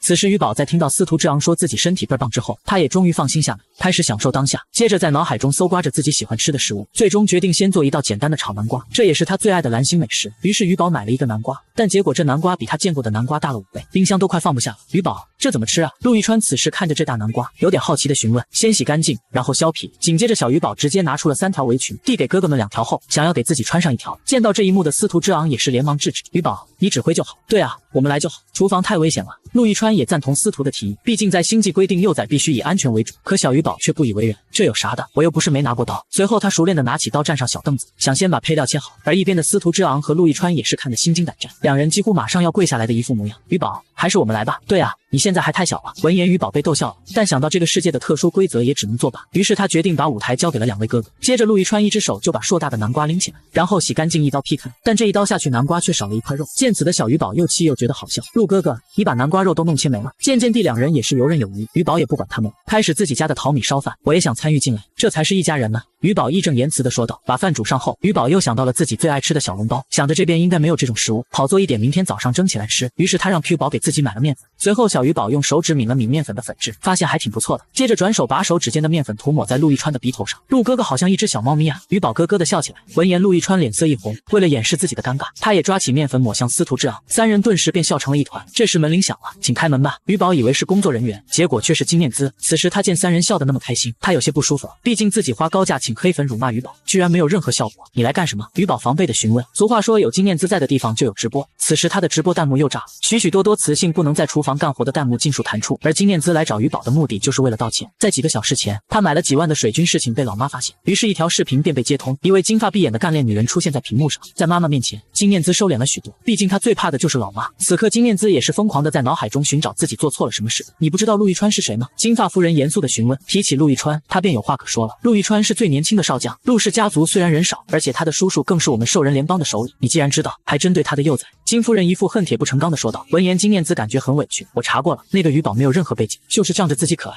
可他话还没有说完便被金夫人打断，现在陆氏家族就是他的背景，知道你的所作所为让我们金家蒙羞吗？别的也就罢了，你现在针对雌性幼崽，还试图用精神力攻击他，如果扩散出去，我们整个家族就得完完。金念姿虽有不甘，但还是听从了老妈的建议，开启直播去和小鱼宝道歉。接着便有开头的一幕，我是来。此刻金念姿想要道歉的话堵在嗓子眼，直播道歉让他羞耻的说不出话来。不过一想到妈妈说的话，他还是不情不愿的说上一声对不起。这时鱼宝也有些惊讶，由于现在的直播设备不显眼，所以他并不知道金念姿开启了直播，还以为他是真心道歉。接着鱼宝也是微笑的回应，没关系，但是以后不要再羞辱别人了，然后便邀请他一起吃饭。此时司徒之昂按照鱼宝说的，将一旁南瓜炒好端了出来，并且鱼宝还发现炒完之后还剩一大半南瓜，于是想到后面可以做南瓜饼吃，他的眼睛顿时亮了起来，仿佛回到了和奶奶在一起的那段时光。随后小鱼宝也是拿起筷子浅尝了一下司徒之昂做的炒南瓜，发现味道居然如此美味，微笑的不停夸奖他。司徒哥哥你太厉害了，我才复述一遍你就完全复刻了呀。鱼宝，是你教的好，选的南瓜也好。司徒之昂脸色微红，也不顾陆亦川还在一旁，直接跟小鱼宝表示，鱼宝，那你想要给我一点奖励吗？闻言小鱼宝直接伸出手拥抱了一下司徒之昂，身旁的陆亦川却后悔了，早知道就好好学做料理，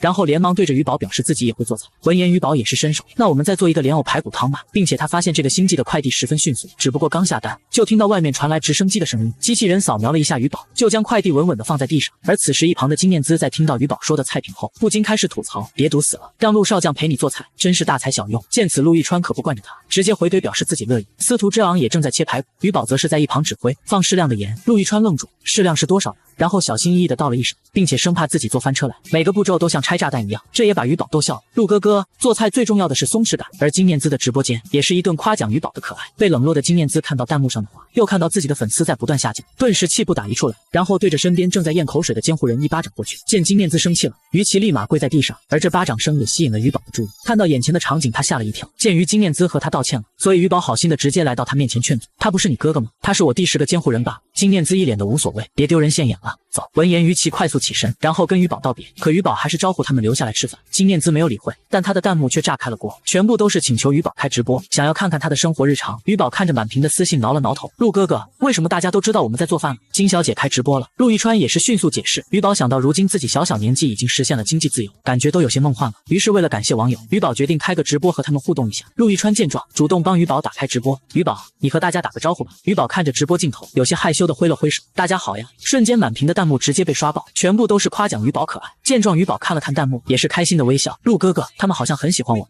我也喜欢他们。闻言，陆亦川也是微笑回应。那鱼宝就和大家聊聊天吧。说完，他便朝着厨房干活去了。就这样，鱼宝翘着小腿熟悉这个直播形式，而身后则是陆亦川和司徒之昂穿着围裙忙忙碌碌。直播间的网友看见这一幕，也是直接磕起了陆昂 CP， 弹幕清一色的夸奖和赞美，但也有一些不和谐的声音。但这些声音并不是金念姿请的水军，毕竟陆亦川可是很多名雌性眼里的梦中情人。但是陆亦川常年征战，现在好不容易回来了，居然已经成为幼崽的监护人，所以他们便极度的开始喷鱼宝。这时也有的弹幕表示要当鱼宝未来的监护人和伴侣，鱼宝也一时间看花了眼，但也从中了解到了这个星际的规矩，一个雌性可以和多名雄性结成伴侣。他感觉自己好像穿越到了古代，只不过是性别转换了一下而已。鱼宝眼睛不眨地盯着弹幕，从里面他也还了解了陆亦川和司徒之昂的情况，接着便随便和弹幕互动了一下。这时饭菜也终于出锅了，随后鱼宝便和网友们挥手告别，再见啦。鱼宝肚子饿饿的要吃饭了，可网友们强烈要求让鱼宝别关直播，于是他们开始给鱼宝砸钱。鱼宝看的眼睛都直了，难道星际的货币很不值钱吗？但是他还是应网友要求，没有关直播。陆哥哥、司徒哥哥，我开着直播，你们不介意吧？两位雄性当然说自己不介意了，而鱼宝此刻的注意力被菜所吸引，他没想到还真被他们捣鼓出了3菜一汤，并且菜品个个都色泽鲜艳。陆亦川这时也为鱼宝戴上了围兜，黄色小鸭子的围兜让鱼宝看起来更是可爱。随后香喷喷的大米饭出锅，司徒之昂给鱼宝盛了一碗。就在鱼宝正想动筷子的时候，发现两位哥哥都没有给自己盛饭，然后疑惑的询问：你们不吃吗？我要先服侍你吃完。陆亦川也是迅速回应，而司徒之昂则表示自己算客人，要服侍完鱼宝才可以吃。闻言鱼宝叹了一口气，都说了是一家人，你们这样让我觉得很生疏，我会自己吃，我喜欢的是一家人开开心心的吃饭。鱼宝的眼眸中有了一丝泪光，见状陆亦川和司徒之昂连忙道歉，然后便去盛了饭后坐在鱼宝身边。原本服侍妻主和雌性幼崽是他们每个兽人的必修课，结果鱼宝的发言让他们不知道怎么办了。虽然鱼宝不让他们服侍吃饭，但他们还是止不住给他夹菜，鱼宝也没说什么，吃得十分开心。然而这时门铃再次响了。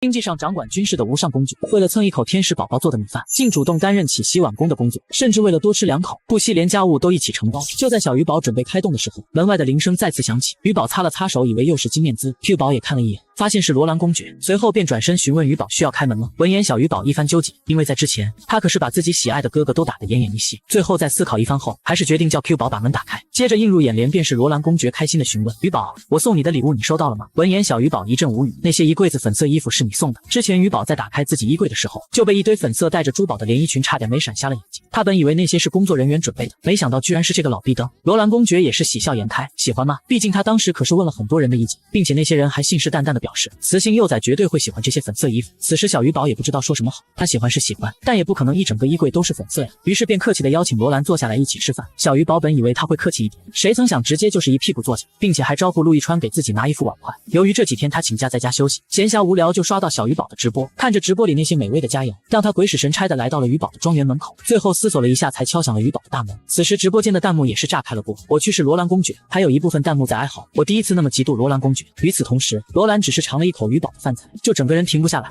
仿佛又中奇特的魔力一般，原本还想等鱼宝吃完自己再吃的。而一旁的陆亦川和司徒之昂也不矜持了，谁知道罗兰胃口多大，不吃等下就没有他们份了。随后在小鱼宝吃完后，罗兰还询问可以打包吗？但下一秒就被司徒之昂和陆亦川驳回，于是就出现3人你争我抢的场面，就连盘子也要拿来拌饭。小鱼宝也是在一旁看得笑个不停。此刻弹幕也是开始怀疑小鱼有什么特殊身份，为什么公爵都和鱼宝一起？大家都一众怀疑他是罗兰公爵的私生女，毕竟如今罗兰公爵快200岁了还没有娶妻，他的失控值已经高到，这也让全联邦星际的人民担忧。而罗兰瞥了一眼弹幕，便默不作声地关掉了直播，这也顿时让直播间的网友顿时埋怨起来。看，惹罗兰公爵生气了吧？此时小鱼宝还并不知道直播被关掉了，他饭后便被司徒之昂拉出去散步消食。如今硕大的别墅只留下了罗兰和陆亦川。这时陆亦川戴上围裙，并且也给罗兰扔了一条：你要洗碗吗？罗兰有些疑惑，毕竟现在人人都是用机器人干这些活。闻言陆亦川傲娇地表示自己乐意，你吃了我们做的饭，还不能洗个碗吗？罗兰公爵这才意识到自己当时把鱼宝惹伤心了，合着现在是为了给鱼宝报仇了。好，拗不过你。罗兰公爵单身100年，生活技能满分，所以觉得洗个碗倒也没有什么很难。而另一边鱼宝感觉有了房子后，才对这世界有了归属感，然后笑着对司徒之昂讲述了之前的遭遇。司徒哥哥，你知道吗？我以前寄人篱下的时候，超级想要一幢属于自己的小房子，穿越前他就想，人生的目标就是能吃饱穿暖，并且拥有属于自己的小房子。原本以为这个梦想遥遥无期，结果现在这一片山都是他的，且联邦政府会送物资，他完全不用再担心自己会生存不下去。想到自己小鱼宝回想起了奶奶，如果奶奶还在，他应该也会很喜欢这里。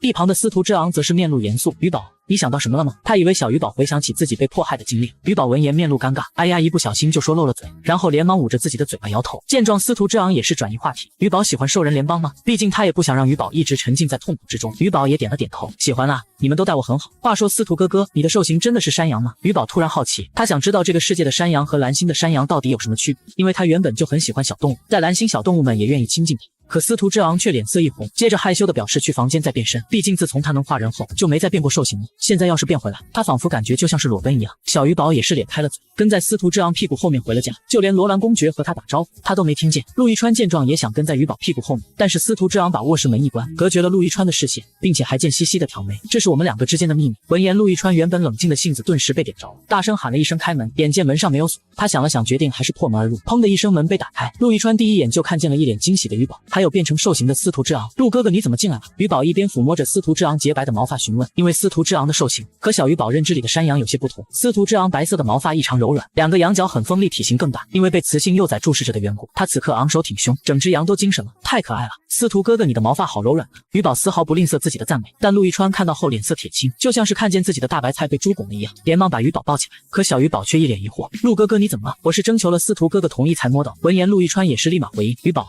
他毕竟不是你的监护人，不能随便摸，你要是喜欢，我变成兽形给你摸。不过他害怕自己的兽形会把鱼宝吓到。这时司徒之昂也变回了人形，衣服也是之前穿好的样子。小鱼宝见到这一幕也是感叹好神奇，鱼宝喜欢就好。司徒之昂脸色微红，目光柔和。陆一川见状也是红着脸表示，好了鱼宝，你要是喜欢，我也能变成兽形，毕竟雌性一般不喜欢食肉动物的兽形，他们会觉得太凶残了。他不知道鱼宝喜不喜欢。这时鱼宝也是点头回应好，他可是最喜欢小动物。由于时间太晚了，司徒之昂作为鱼宝的私人医生，也是催促鱼宝去洗澡睡觉。我去给鱼宝洗澡，司徒医生快睡吧。此刻陆一川看司徒的眼神里都带着杀意，这小子还想给我家宝宝洗澡，门都没有。司徒之昂咳嗽一声，也没有再得寸进尺，他被雌性幼崽抚摸已经很荣幸了，还是自己最喜欢的鱼宝。刚刚感受到鱼宝的小手在他脑袋上抚动，他感觉整个人都神清气爽，失控值仿佛也都跟着下降。另一边，陆一川把鱼宝抱到浴室，准备服侍鱼宝洗澡的时候，小鱼宝一把便抓住了他的双手，满脸害羞。哥哥，鱼宝会自己洗澡。然而在星际时代，一般监护人伺候小幼崽洗澡是十分常见的，特别是鱼宝这么小的幼崽，而且伺候幼崽的生活起居，甚至是每名雄性的必修课。但是鱼宝却制止了他，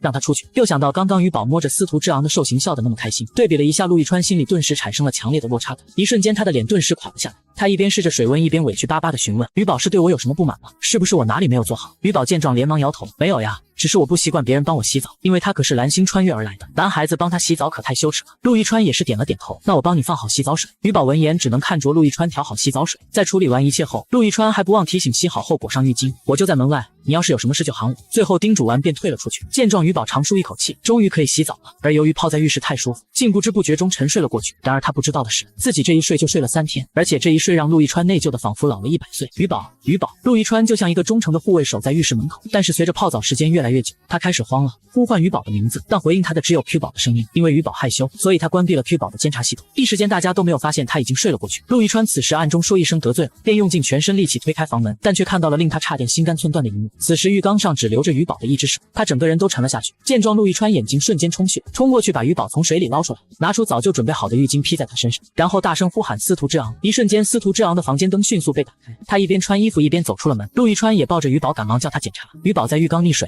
怪他不应该把鱼宝放在那么大的浴缸里，不应该守在门口的时候都没发现异常。想到这，陆一川还重重的给了自己一巴掌。一旁的司徒之昂也没时间安慰陆一川了，随后连忙检查了一下，发现鱼宝非常健康。你确定鱼宝是溺水了？闻言，陆一川描述了一下当时的场景，鱼宝的肺部肯定有水，他又不是真的鱼了，怎么可能泡水里那么久都没事呢？司徒之昂也是回应，可是按照我的检查看来，鱼宝很健康，就和白天那次晕倒一样。你确定检查没问题吗？陆一川冷着一张脸，额头上泌出薄薄的汗水，没问题，只能等鱼宝自己醒来了。司徒之昂也是立马做出肯定的回答，于是两人只好静静地陪伴在鱼宝身边。此时鱼宝躺在医疗舱里，神色安详，他都不知道自己已经晕倒好几次。在梦境里，他看到了自己短短的6年多的时光。突然黑暗中一道声音响起，我的孩子，妈妈。对于这个词，鱼宝很是陌生。妈妈只希望你快乐长大。缥缈的声音越来越远，鱼宝忍不住流下眼泪。难道他的妈妈在这个世界吗？在虚空里没有一个人。随着妈妈的声音消失后，他又感觉自己是孤身一人。鱼宝挣扎着醒过来，看着眼前帅气的男人，不禁喊了一声陆哥哥，但同时又看到对方的黑眼圈，忍不住笑出声。陆哥哥昨晚没睡好了，岂止昨晚没睡好，陆一川这3天可是寝食难安。太好了，鱼宝醒了，宝贝担心死姐姐了。沈落雁得知鱼宝昏迷的消息后，马不停蹄地赶来了。由于鱼宝还小，而陆一川知道鱼宝比一般的雌性幼崽还要羞涩，所以他只能拜托落雁来给鱼宝擦洗。虽然有机器人吧，但是他总怕机器人弄疼鱼宝。快来喝点粥。司徒之昂端着温热的小米粥走来。鱼宝，你身体还有什么不舒服吗？没有，我感觉还可以。鱼宝也是摇了摇头，接着点开光芒，发现自己的私信又爆炸了，怎么睡了一觉又多了那么多私信？闻言，司徒之昂也是立马回应：鱼宝，你这一觉可是睡了3天3夜啊，那么久。小鱼宝有点吃惊，我是得了什么病吗？鱼宝，你有没有感受到精神力？因为一般兽人都是7岁觉醒精神力，他们翻阅了许多古书，只有一页记载过，很少一部分人觉醒精神力前都会莫名其妙的晕倒。精神力是啥？鱼宝没有体会过精神力是什么感觉，但是他知道精神力是这个世界很重要的东西，而且他又不属于这个世界。见鱼宝皱起眉头，司徒之昂连忙安慰：鱼宝是纯种人类，纯种人类很难觉醒精神力的，就算没有精神力，我们鱼宝也是最可爱的崽子。沈落雁也是在一旁连忙附和：走鱼宝，姐带你出去玩。沈落雁此刻已经迫不及待的想要把鱼宝带出门。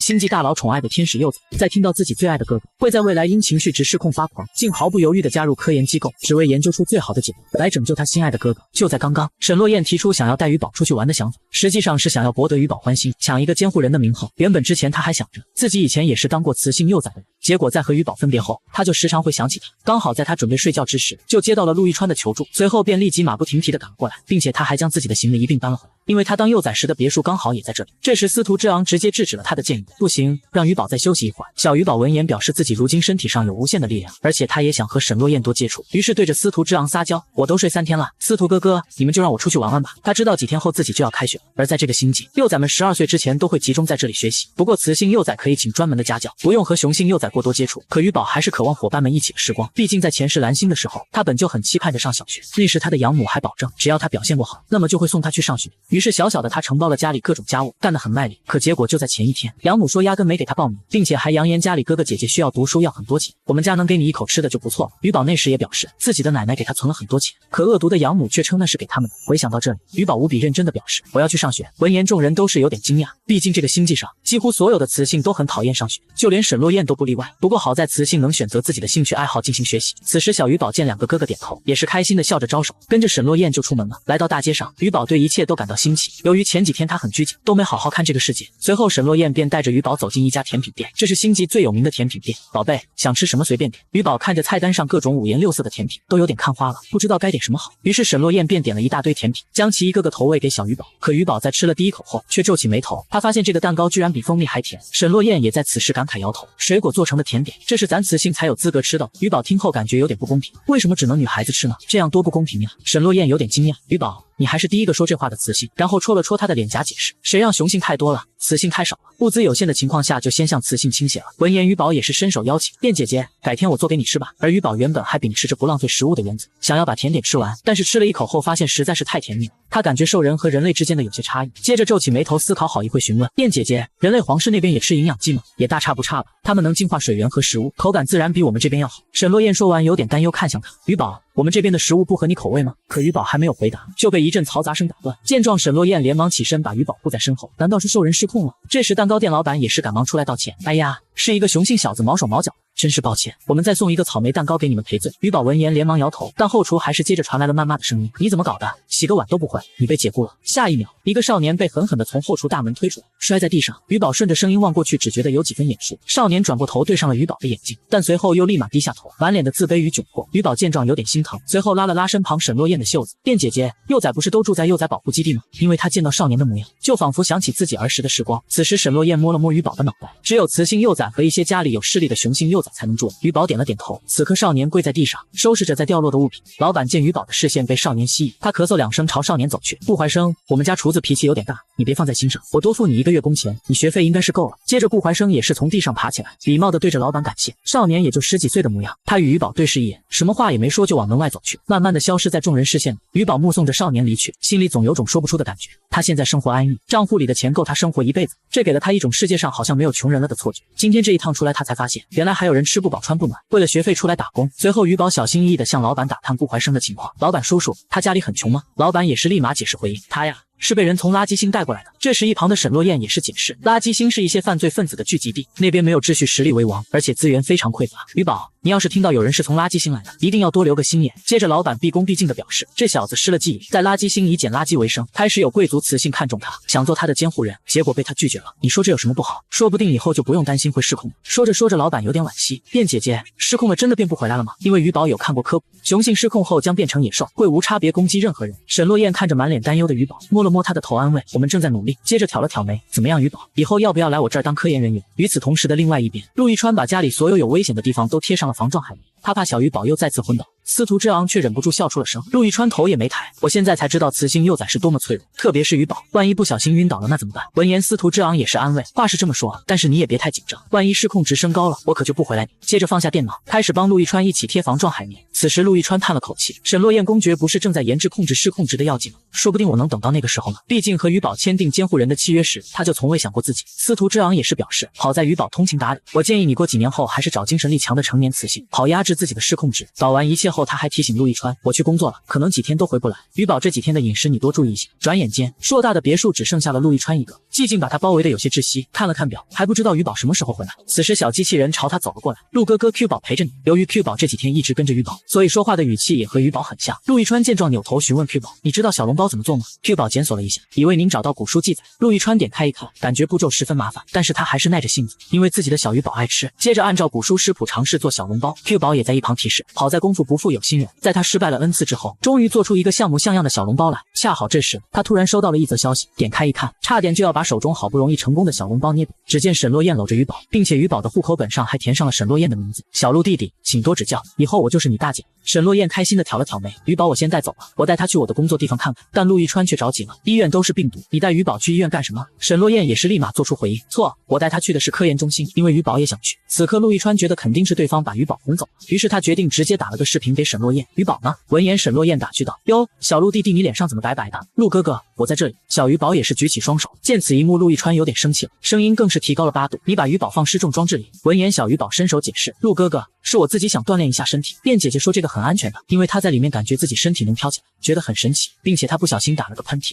人就飞走了。就是这样哈，我们等会儿回家吃晚饭。原本她是想带鱼宝吃食堂的，但是她看到陆玉川居然做好了饭，于是就打算回去蹭个饭吃，毕竟这可是难得的机会。此时鱼宝玩了一会，就感觉自己的头一阵眩晕，眼看着就要往下倒，好在最后鱼宝被沈洛燕接住。其实沈洛燕也吓了一跳，鱼宝是不是低血糖了？还好吗现在？接着他连忙拿出一颗糖给鱼宝，还行。鱼宝晃了晃脑袋，从沈洛燕的怀中站起来，这里好好玩，我们下次还来好不好？因为他感觉这里就像是健身房，可又比健身房好玩多了。由于雌性幼崽眼睛闪亮亮的，所以一旁日常锻炼的雄性们忍不住回头看向鱼宝，并且有几个雄性仗着和沈洛燕认识，走过来就想和鱼宝打招呼。沈公爵，这位是我刚认的妹妹。沈洛燕也是霸气的回应，其中也有一位雄性打趣，你都100多岁了，都可以当奶奶了，卞姐姐很年轻。就是姐姐。鱼宝害怕沈洛燕被说老会难过，所以连忙反对那名雄性。见雌性幼崽生气，那么雄性也是连忙弯腰道歉，小妹妹我开玩笑的。沈洛燕也表示无所谓。好了，我们下次再来，走吧鱼宝。此时的星际庄园内，陆玉川已经蒸上了小笼包，并且又把昨天的菜复刻出来，而且他知道鱼宝喜欢吃甜，又多加了1勺糖。他试吃了一口，非常适合鱼宝。就这样忙完后，静静的等待着鱼宝回家。而在这时，鱼宝也回来了，一进门就闻到了菜的香味，就连一旁的沈洛燕也不争气的咽了口水，因为昨天罗兰就给他们发过照片。他匆匆瞥了一眼，觉得卖相很普通，以为没什么特别的，结果今日一看，肚子就仿佛饿了千百遍一样。辛苦陆老弟了，谁是你老弟？闻言，陆玉川一把鱼宝抱到椅子上。这时鱼宝的小鼻子耸了耸，我好像还闻到了包子的味道。陆玉川轻笑一声，连忙端出6个小包子，小包子小小的一个，白白胖胖，很是饱满。鱼宝看见后也是惊叫出声，他没想到陆玉川居然真的做出来了。接着鱼宝咬了一口后赞叹不绝，这就是美食的魅力啊！一旁的沈洛燕也是带着一丝怀疑吃了一口，眼睛顿时瞪大，她从来没吃过这么好吃的食物，怒骂到底是谁发明了营养剂，然后也不管淑女形象了，连忙扒饭。这时陆玉川对鱼宝提示，鱼宝，你现在要不要开几分钟的直播？你的粉丝们知道你昏迷了3天，都有些心急如焚了。闻言小鱼宝点了点头，随后打开了直播间，瞬间人数立马爆棚。接着他便开始对着观众介绍起自己正在吃的小笼包。你们好，这个是小笼包，是我的陆哥哥做的哟。下一秒弹幕就被小鱼宝的动作萌翻了，也有弹幕表示这玩意真的很好吃吗？并且还叫小鱼宝弄个抽奖，送一点给他们吃。鱼宝见状看向陆玉川，在获得他的同意后，鱼宝便立马打包了6个包子装在盒子里，那就抽一个幸运观众吧。小鱼宝有些歉意，毕竟自己那么多粉丝，就抽一个有点不合理，于是连忙解释，等过几天我多准备一点，如果大家喜欢的话。直播间的观众也是非常紧张，毕竟直播间几10万观众里就抽一位幸运观众，而且鱼宝还表示抽到的可以开视频和我连线。此话一出，弹幕更加不淡定了，能吃到包子就算了，还能获得和鱼宝连线的机会，这简直就是做梦都不敢想。接着在抽到幸运观众的时候，鱼宝便将其打包好快递发了出去，因为只需几分钟就可以送到。此刻直播弹幕也是疯狂刷屏，到底是谁收到了？快申请连线！眼见大家失控的样子，鱼宝连忙安抚大家别生气哦，说不定小笼包不合你们口味呢。如果喜欢，我有的时间还会抽奖的哦，等会还会将配料表和步骤发出来。直播间的人见鱼宝在安抚他们，也是纷纷表示逗你玩呢鱼宝，我们都是情绪稳定的大人，所以到底是谁抽到奖了呢？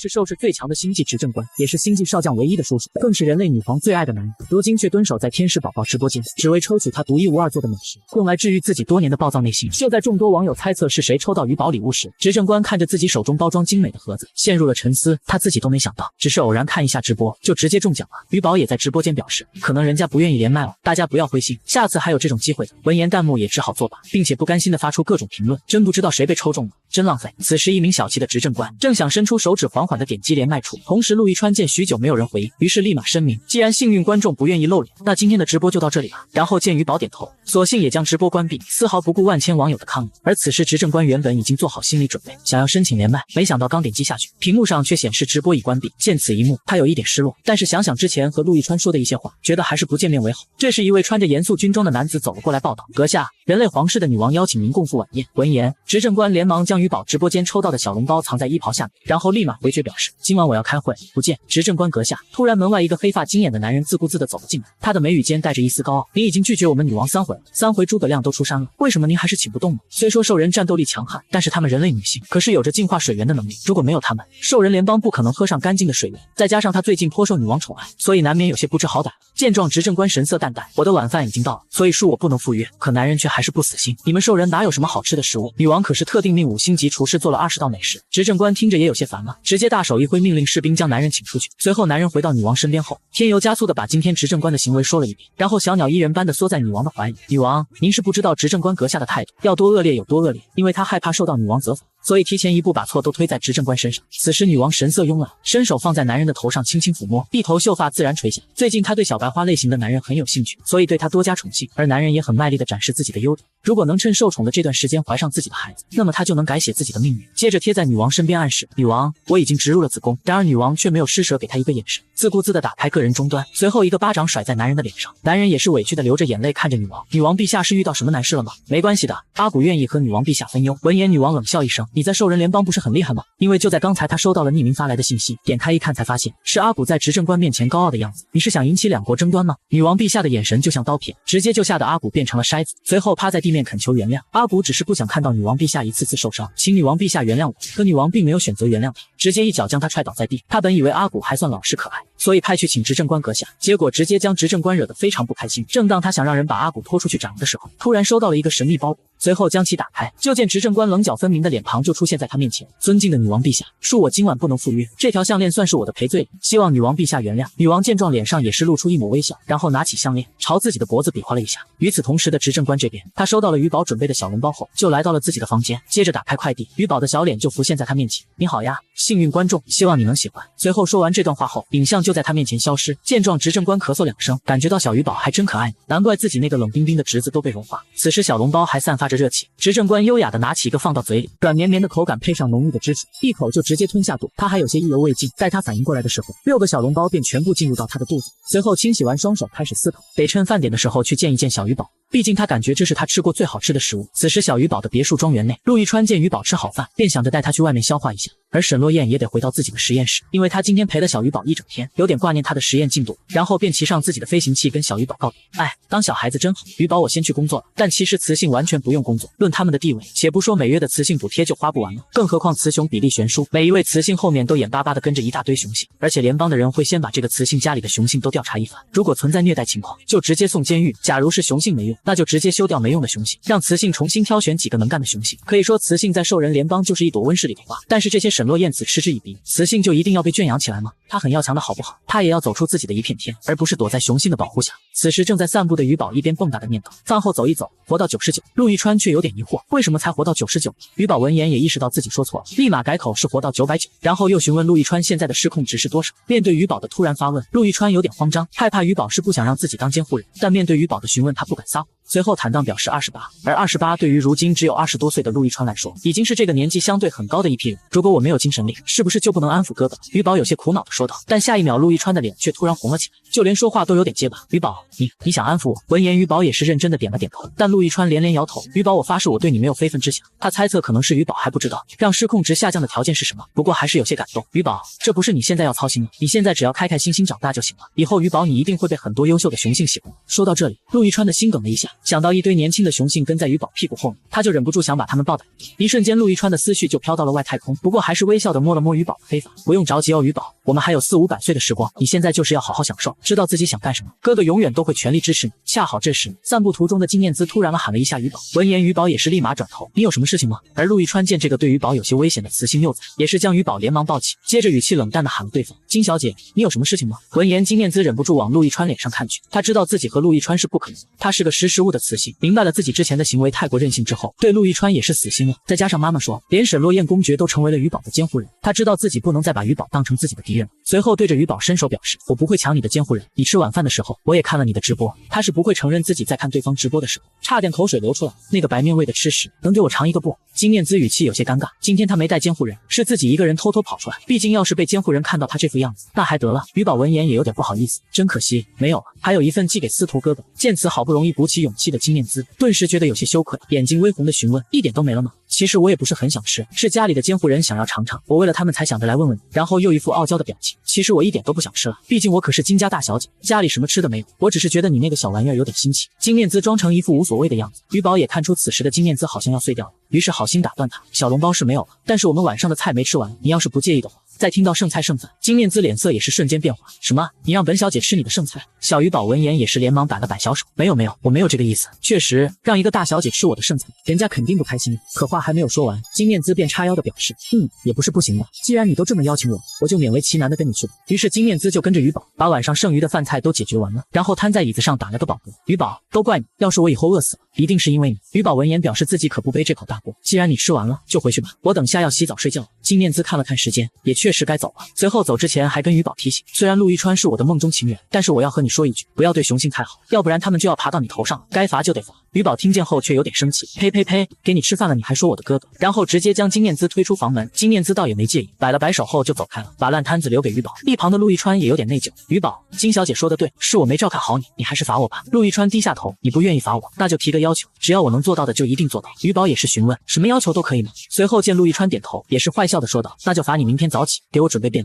当。陆一川也是有点懵逼，他们这里的兽人带的便当里面一般都是放着一根营养剂，是这样的。鱼宝见状也是拿出画笔，勾勒出一个便当的大致模样。见此，陆一川点了点头，那鱼宝明天想吃什么菜，只要你把步骤写下来，我都可以做。陆一川十分自信，而这份自信来源于独自将小笼包做了出来。此时鱼宝也是开心的点了点头，哥哥的惩罚就是这个，现在我要给哥哥奖励。说着鱼宝神秘兮兮的凑近陆一川，现在我要给哥哥奖励。说着鱼宝神秘兮兮的凑近陆一川，来了。待陆一川闭上眼睛后，鱼宝便在自己空间牛里翻找了一阵，因为今天沈落雁公爵带他出门后，就肆无忌惮的给他买了很多东西，平时他的工资也不怎么用，如今带鱼宝逛街才拥有了用武之地，像什么镶钻的头绳和公主裙，通通一一打包带回家，甚至鱼宝多看2眼的东西，他都会二话不说的付钱走。而在街上逛街的鱼宝也想起了爱他的哥哥们，于是精挑细选买了很多。此时陆一川闭上眼睛后，感受到鱼宝的小手轻轻在他眼前掠过，随后一种冰凉的触感落在了他的额上，他心中一动，缓缓地睁开了眼睛，只见鱼宝手中捧着一块晶莹剔透的玉佩，并且上面雕刻着精致的图案，仿佛真的蕴含着无尽的力量。这是啥呀？鱼宝，陆一川有些疑惑地看着他，鱼宝也是微笑地将令牌递了过去，这是给你的奖励哦，听说这块玉佩能保平安，希望它能忽悠你，我让老板刻了你的名字，让你的失控值下降。随后鱼宝还指着玉佩上小锦鲤表示，这条小鱼儿是我，这样我就可以永远陪伴在哥哥身边。闻言陆一川心中涌起一股暖意，紧紧握住玉牌，他发誓一定要守护鱼宝送的礼物，就算是神明他也不会交出。突然玉佩微微发热，散发出一股淡淡的暖意，紧接着玉佩上的小锦鲤仿佛活了一般，闪烁着淡淡的光芒，轻轻游动，好神奇啊。一旁的鱼宝见此也忍不住惊叹，这玉佩好像知道你是他的主人了。这时陆一川本还想说些什么，结果司徒之昂便发来通讯请求，鱼宝，你的礼物我收到了，很好吃。司徒之昂的眼神十分温柔，鱼宝也有些不好意思，嘿嘿，是陆一川哥哥做的吧？他有些疑惑，明明是陆一川哥哥做的小笼包子，怎么大家都来感谢他呢？他可不是一个爱抢功劳的小孩呢。见此，陆一川也是微笑的摸了摸鱼宝的小脸，没有你的配方我可做不出来，毕竟那么复杂的步骤还要放那么多调料，有这时间他不如多打2套军体拳，如果不是想着鱼宝想吃，他肯定也完成不了这道美食。对了，我给司徒哥哥也带了礼物。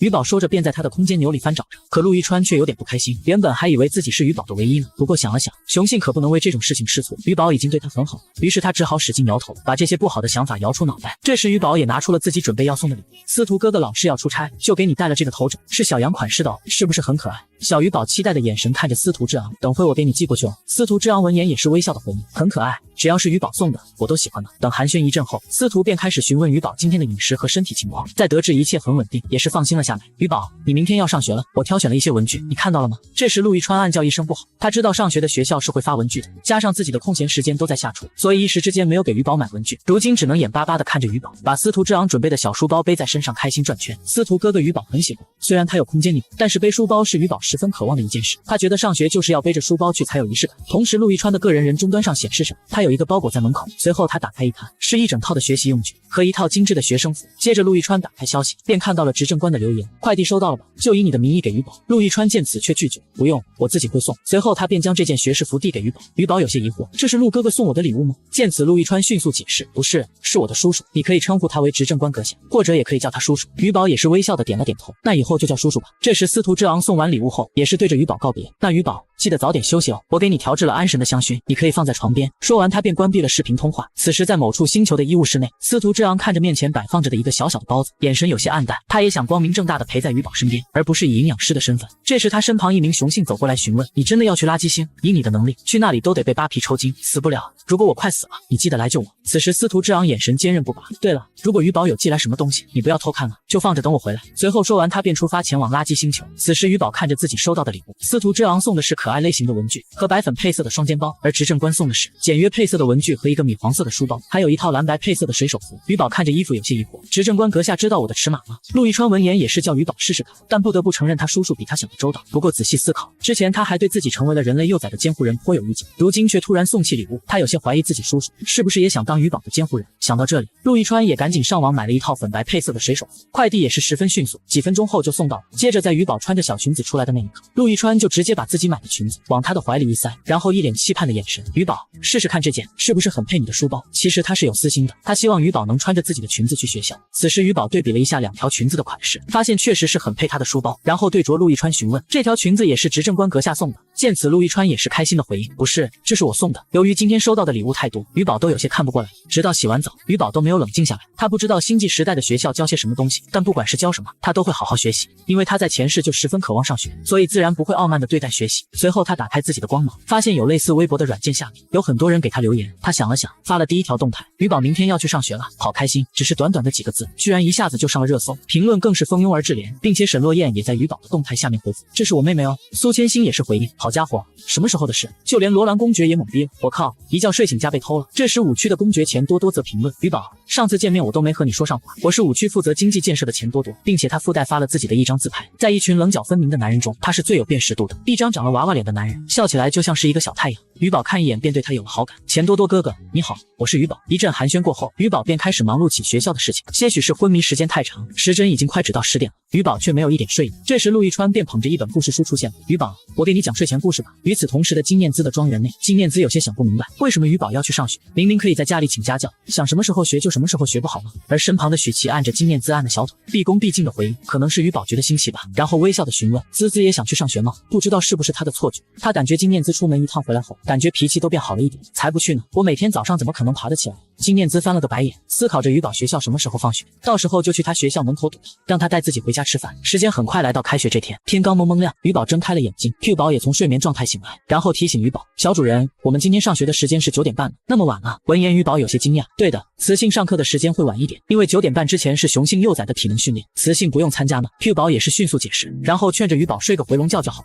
可鱼宝此刻却睡不着，于是想了想，你自己睡吧，我想去看看体能训练是什么样的。刚好这时陆亦川敲了敲他的房门，鱼宝，你醒了吗？随后鱼宝打开房门，在陆亦川面前转了一个圈，怎么样？我的辫子是 Q 宝给我扎的，没想到他的手那么灵敏。陆亦川却有点不服气，以后我来给你扎，哪有让机器人给妹妹扎辫子的哥哥。随后在穿上众多公爵和哥哥送的礼物后，他便呼喊陆亦川赶忙拍照，因为他想起昨天网友们呼声很高的小要求。接着拍完照片后，他便立马发布在网络上，一时间再次冲上来热搜。然而鱼宝并没有关注这些，只是开开心心的吃着早餐，接着眼中却闪烁着好奇与期待。陆哥哥，听说雄性幼崽早上都有体能训练，我可以去看看吗？陆亦川闻言微微一愣，随即笑着摸了摸鱼宝的头，当然可以，不过训练场不是游乐场，一般来讲雌性不会被允许踏入。鱼宝有些疑惑，为啥？我不能训练吗？因为他感觉自己的身体有些弱弱，也想跟着训练一下。鱼宝想着的训练就是跑跑步啊，做做操。然而这里雌性幼崽接受的训练可都是刀枪弹影，跑步这些都是是他们幼儿园玩剩下的呢。于是陆亦川耐心解释道：“于宝，我知道你是想增强体质，哥哥会给你制定训练的，你不用跟着班里的雄性幼崽训练。”于宝听后有些失落的低下头，同时陆亦川顿时也难受起来，接着决定带于宝去训练场看看好了。此时的雌性保护基地的学院内，在听说陆亦川要带着雌性幼崽过来，校长也是连忙起身去迎接。亦川啊，多年不见，你都长那么高了呀！白发苍苍的校长精神抖擞，他看着陆亦川就是止不住的笑容，毕竟陆亦川可是他的得意门生。然后又看看于宝，眼中的喜欢再也藏不住，这就是于宝阁下呀，我可是你的第5803个粉丝哦。当时执政官联系他说要给于宝准备好特定的宿舍，他就去搜索了一下于宝的信息，结果只有一张模糊的照片，但是于宝圆溜溜的大眼睛让他心头一颤，虽然模糊，却也十分可爱。于是他连忙关注了于宝，面对热情的校长，于宝却是一下子缩在陆亦川身后，然后又探出脑袋看向老校长，有一丝好奇又有一丝害羞。陆亦川见状直接将于宝抱起，接着无奈的回应着校长：“老校长，你这也太热情了。”老校长也见怪不怪，对着于宝介绍自己：“于宝，我姓老，你以后就叫我老校长。”然后对着于宝伸手，于宝微笑的回应，也伸出手握了一下。想到老校长居然真的姓老，他觉得有一点搞笑，也不像刚才那么害怕。此时老校长也是发出邀请：“于宝这么早起来真是辛苦了，要不要和我共进早餐呢？我的厨师是在人类皇室那边进修过的，味道应该能让于宝满意，因为他看过于宝的直播，知道于宝喜欢吃什么美食。”而于宝见此原本想要拒绝，结果听到人类皇室的厨师，他还是有点好奇，现在人类的厨艺如何了？于是拉了拉陆亦川的衣袖：“陆哥哥，我突然有点饿了。”陆亦川闻言也表示：“那就麻烦老校长了。”此时他抱着于宝舍不得撒手，一想到于宝要一天都待在这个地方，不能和他见面，他就感觉很痛苦。老校长也在一旁告诉于宝：“于宝啊，亦川这小子和我说过了，你是想看看雄性幼崽们早上操练的场景，不过那群臭小子打打杀杀，其实没有什么好看的，因为他生怕场面太过暴力吓到于宝。”不过这么一说，却反而让于宝更加好奇：“老校长，我想去看看吗？”声音带着撒娇的奶气，一下子就把小老头吊成翘嘴。好吧，老校长可拒绝不了可爱的于宝了，声音也跟着加了一下，连陆亦川都毫不留情的吐槽：“老校长，你的夹子音是怎么回事？”随后众人便开心的前往训练场地。来了，小于宝回归了。此时的学校训练场地内，一名浑身肌肉强健的老师正拿着鞭子挥在雄性幼崽的身上，跑快点，才5公里就歇菜了。而那些雄性幼崽们小的也就和于宝这般大，他们咬着牙坚持着进行训练，但就算这么艰苦，却还是会遭到老师们的无情斥责。这时一名最小的雄性幼崽也是苦哈哈的吐槽：“没想到今天给我们授课的是恶魔教授连教授，我不知道能不能撑到早恋结束啊。”同时一旁还有人透露，听小道消息说今天会有雌性幼崽来上课。闻言那名雄性幼崽眼睛瞬间亮了一下，但很快又沮丧起来：“哪有雌性幼崽愿意会来我们这群臭烘烘的雄性堆里上课？我如果是雌性，我都不愿意，毕竟他们从一出生就被灌输要保护雌性的思想，因为雌性幼崽十分脆弱，一不小心就会夭折。”一开始于宝听了后也是很不服气，他又不是瓷娃娃，哪有会那么容易受伤？但今天他所看到雄性幼崽们这不要命的操练，他不得不承认自己真的太脆弱了。此时连教授锋利的眼神也是看了过来，是谁的小嘴巴还没有闭上？现在我宣布1对1对决正式开始。突然这时他收到了老校长的加急讯息，半小时后有雌性幼崽来莅临观看。闻言见多识广的他也难以置信，什么雌性幼崽要来这边看他们训练？同时一名6年级的班长看着发呆的教授，也是连忙上前表示自己已经准备好了。见此连教授迅速回过神来，随后他看向面前的雄性幼崽，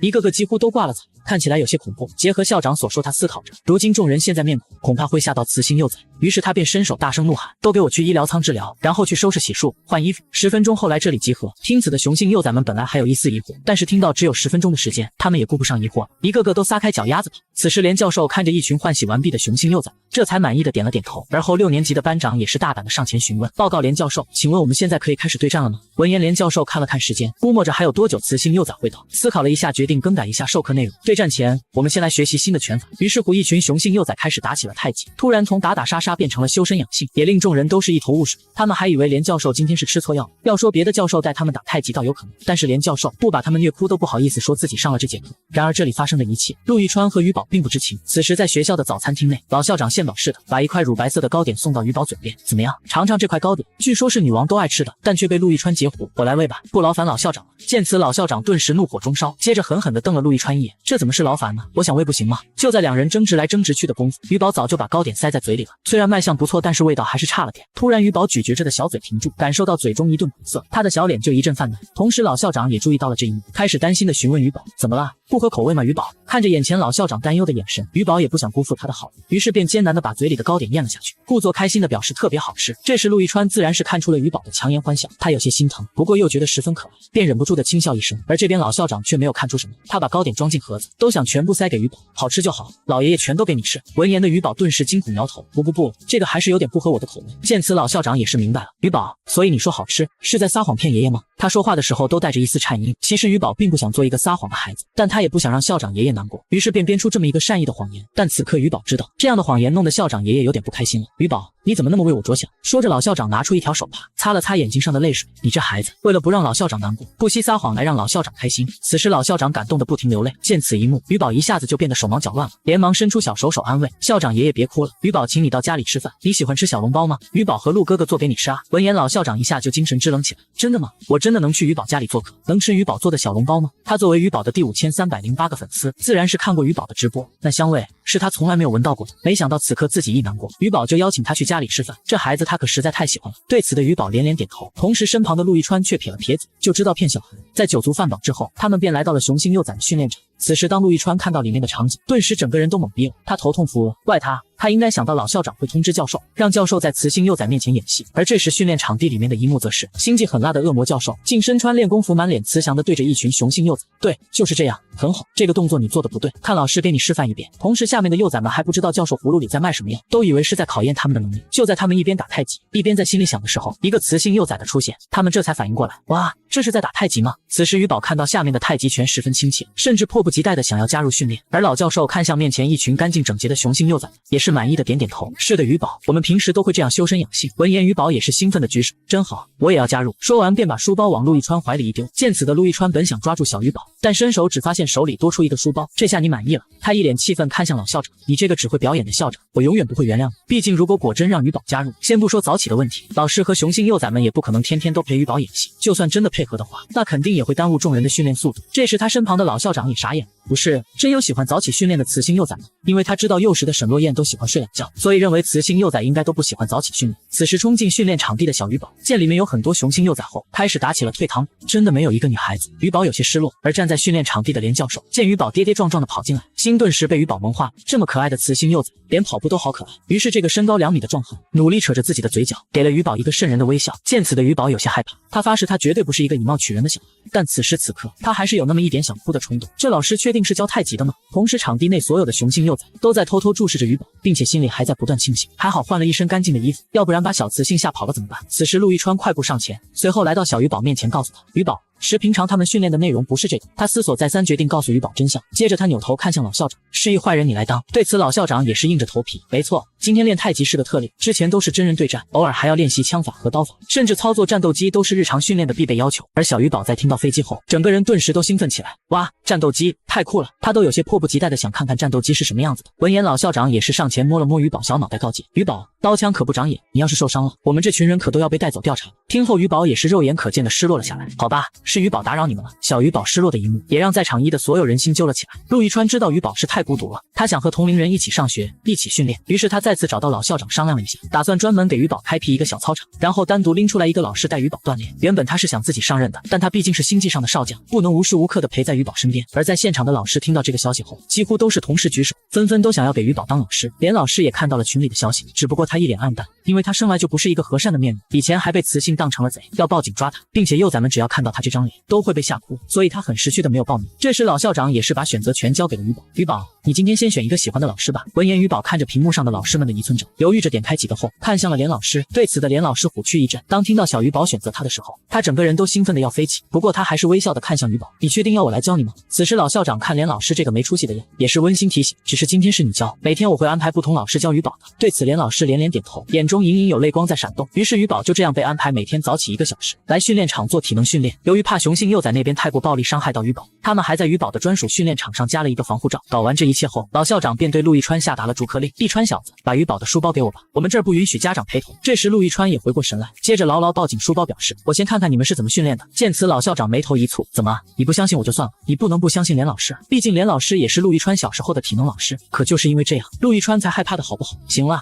回去吧，你看于宝都进入状态了，你还在这里舍不得走。老校长带他进入到场地后，也是继续言语驱赶。见此一幕的陆亦川有种说不出来的感觉，就好像自己还没养几天的小闺女突然就离开了他一样，让他整个人一下子患得患失的感觉。这时于宝也是朝着陆亦川挥手，陆哥哥，你回去吧，我在这里很好，一切都很顺利。对此陆亦川只好把书包放在老校长的怀里，随后千叮咛万嘱咐，老校长，你一定要在一边看着，不要让连教授把鞭子拿出来，于宝会害怕的。见陆亦川那个样子，老校长也是没好气的说道，你看小莲那笑得不值钱的样，你还觉得他会伤害于宝？可陆亦川却不管这些，继续叮嘱老校长，让雄性幼崽们洗干净点，别抽到我们于宝。见此老校长也是被他烦透，接着直接把一个圆形的机械塞给他，给学院的监控设备，你想于宝了就拿出来看看行不？闻言陆亦川也是满心欢喜地接过，恋恋不舍地看着于宝，我中午给你送便当。听到便当二字，老校长也是一把拉过陆一川，脸上一副讨好的表情。那啥，还有剩下来的能不能给我带一份？毕竟他可是嘴馋的不行。此时于宝看见陆一川真的离开自己的视线，他突然鼻子一酸，刚刚还很开心的想要接受训练，现在自己一个人身处陌生的环境，周围都是不熟悉的人，瞬间他就感觉到了孤独。不过他接着又使劲摇摇头，他又不是小孩子，上个学而已，怎么还会想哭呢？随后努力的给自己打气，于宝你以前可是被骂被毒打都没有哭啊。然后偷偷开掉眼泪，眼睛看向前方的连教授，连老师，我叫于宝。此时一旁的连老师也看出于宝心情有点失落，同时他站在原地手足无措，不知道该说些什么好，于是便伸手开始介绍自己，于宝，你就叫我连老师吧。闻言于宝看着连老师有些懵逼，他感觉这个老师怎么看起来呆呆的，一点也不恐怖了。被这个反差萌到的于宝也忍不住露出笑容，而躲在学院门外偷偷拿着监控设备看的陆一川，在看见于宝开眼泪的时候，他差点没冲进去。这个学识非上不可吗？但是他是受过专业训练的少将，倒也没丧失理智。看到于宝露出笑容后，他才安心的叹了口气。同时门口的保卫部部长也是表示，陆少将您放心，于宝在我们这儿很安全。对此他也安心的点点头，随后转身便准备回去给于宝准备中午的爱心便当了。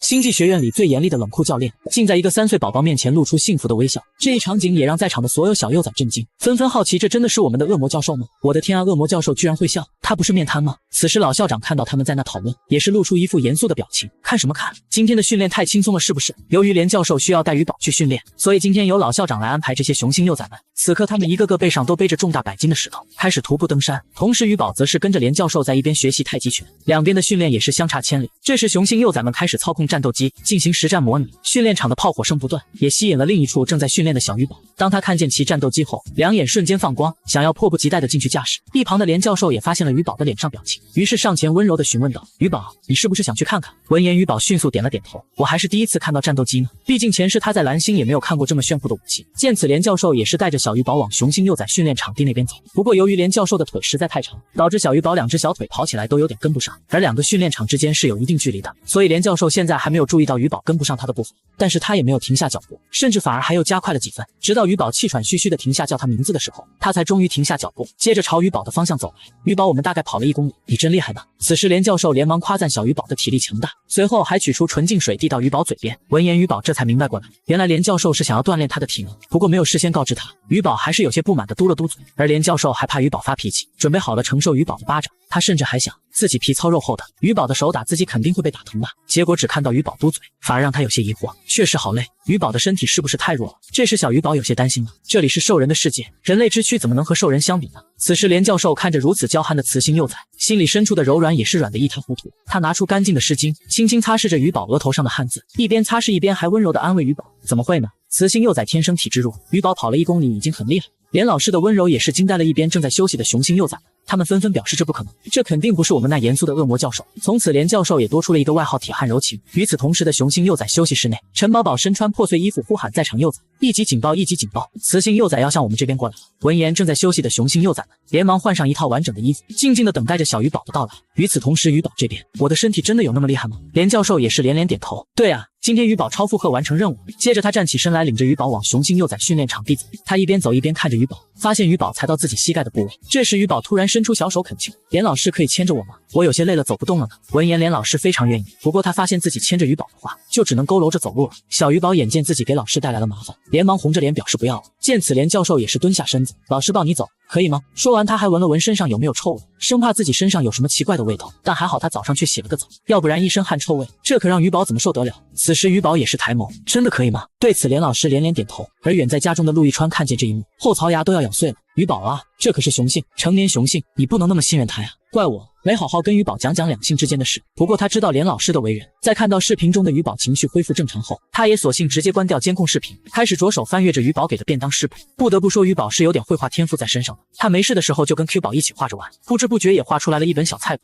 配合司徒之昂临走前给的营养搭配手册，陆一川细心挑选里面的食材。同时新网知道陆一川是雌性幼崽的监护人，所以每次给他的食材也都是最新鲜的。接着陆一川在厨房手起刀落，把胡萝卜雕成花的形状，又把白萝卜雕成兔子的形状。在于宝画出来的便当里，他还是有很多所创新的，毕竟他深知雌性幼崽都喜欢可爱的东西。而且陆一川只要一想到于宝吃饭时露出幸福的眯起来的小表情，他就仿佛有了无限动力。最后再拿出粉色小兔子的便当盒装好主食，这才满意的点了点头，心想着于宝见到这些应该会很开心吧。此时学院的训练室内，于宝已经沉浸在炮火的世界里。不过他看了一会有些好奇，连老师他们不会受伤吗？闻言连老师也是点了点头，男儿流血不流泪，这点小伤不算什么。同时这边的雄性幼崽看到于宝在一旁观战，也是纷纷开始展示自己最厉害的一面，对战起来更是不要命了一样。本以为小于宝会满脸兴奋，然而此时他却满脸惨白。难怪陆哥哥不让我去参加雄性幼崽们的训练，他要是去训练了，没走2步怕就要被炸死了吧。而且这时他看见一个雄性幼崽的手臂被砍了一刀，也是赶忙双手捂住自己的眼睛，脸蛋更是贴在连教授的胸膛上，他的手好像都要断了。真的没事吗？闻言连老师也是红着脸解释，没断呢，只是皮肉伤，这些都只是最基础的训练，能帮助他们提升精神力和体能。当然如果有特殊情况的雄性幼崽是可以免除训练的。随后他也是微笑的看着小鱼宝，鱼宝你只是看着可怕，其实没什么的，雄性们都皮糙肉厚，十分抗揍，一点都不痛的，不信你看。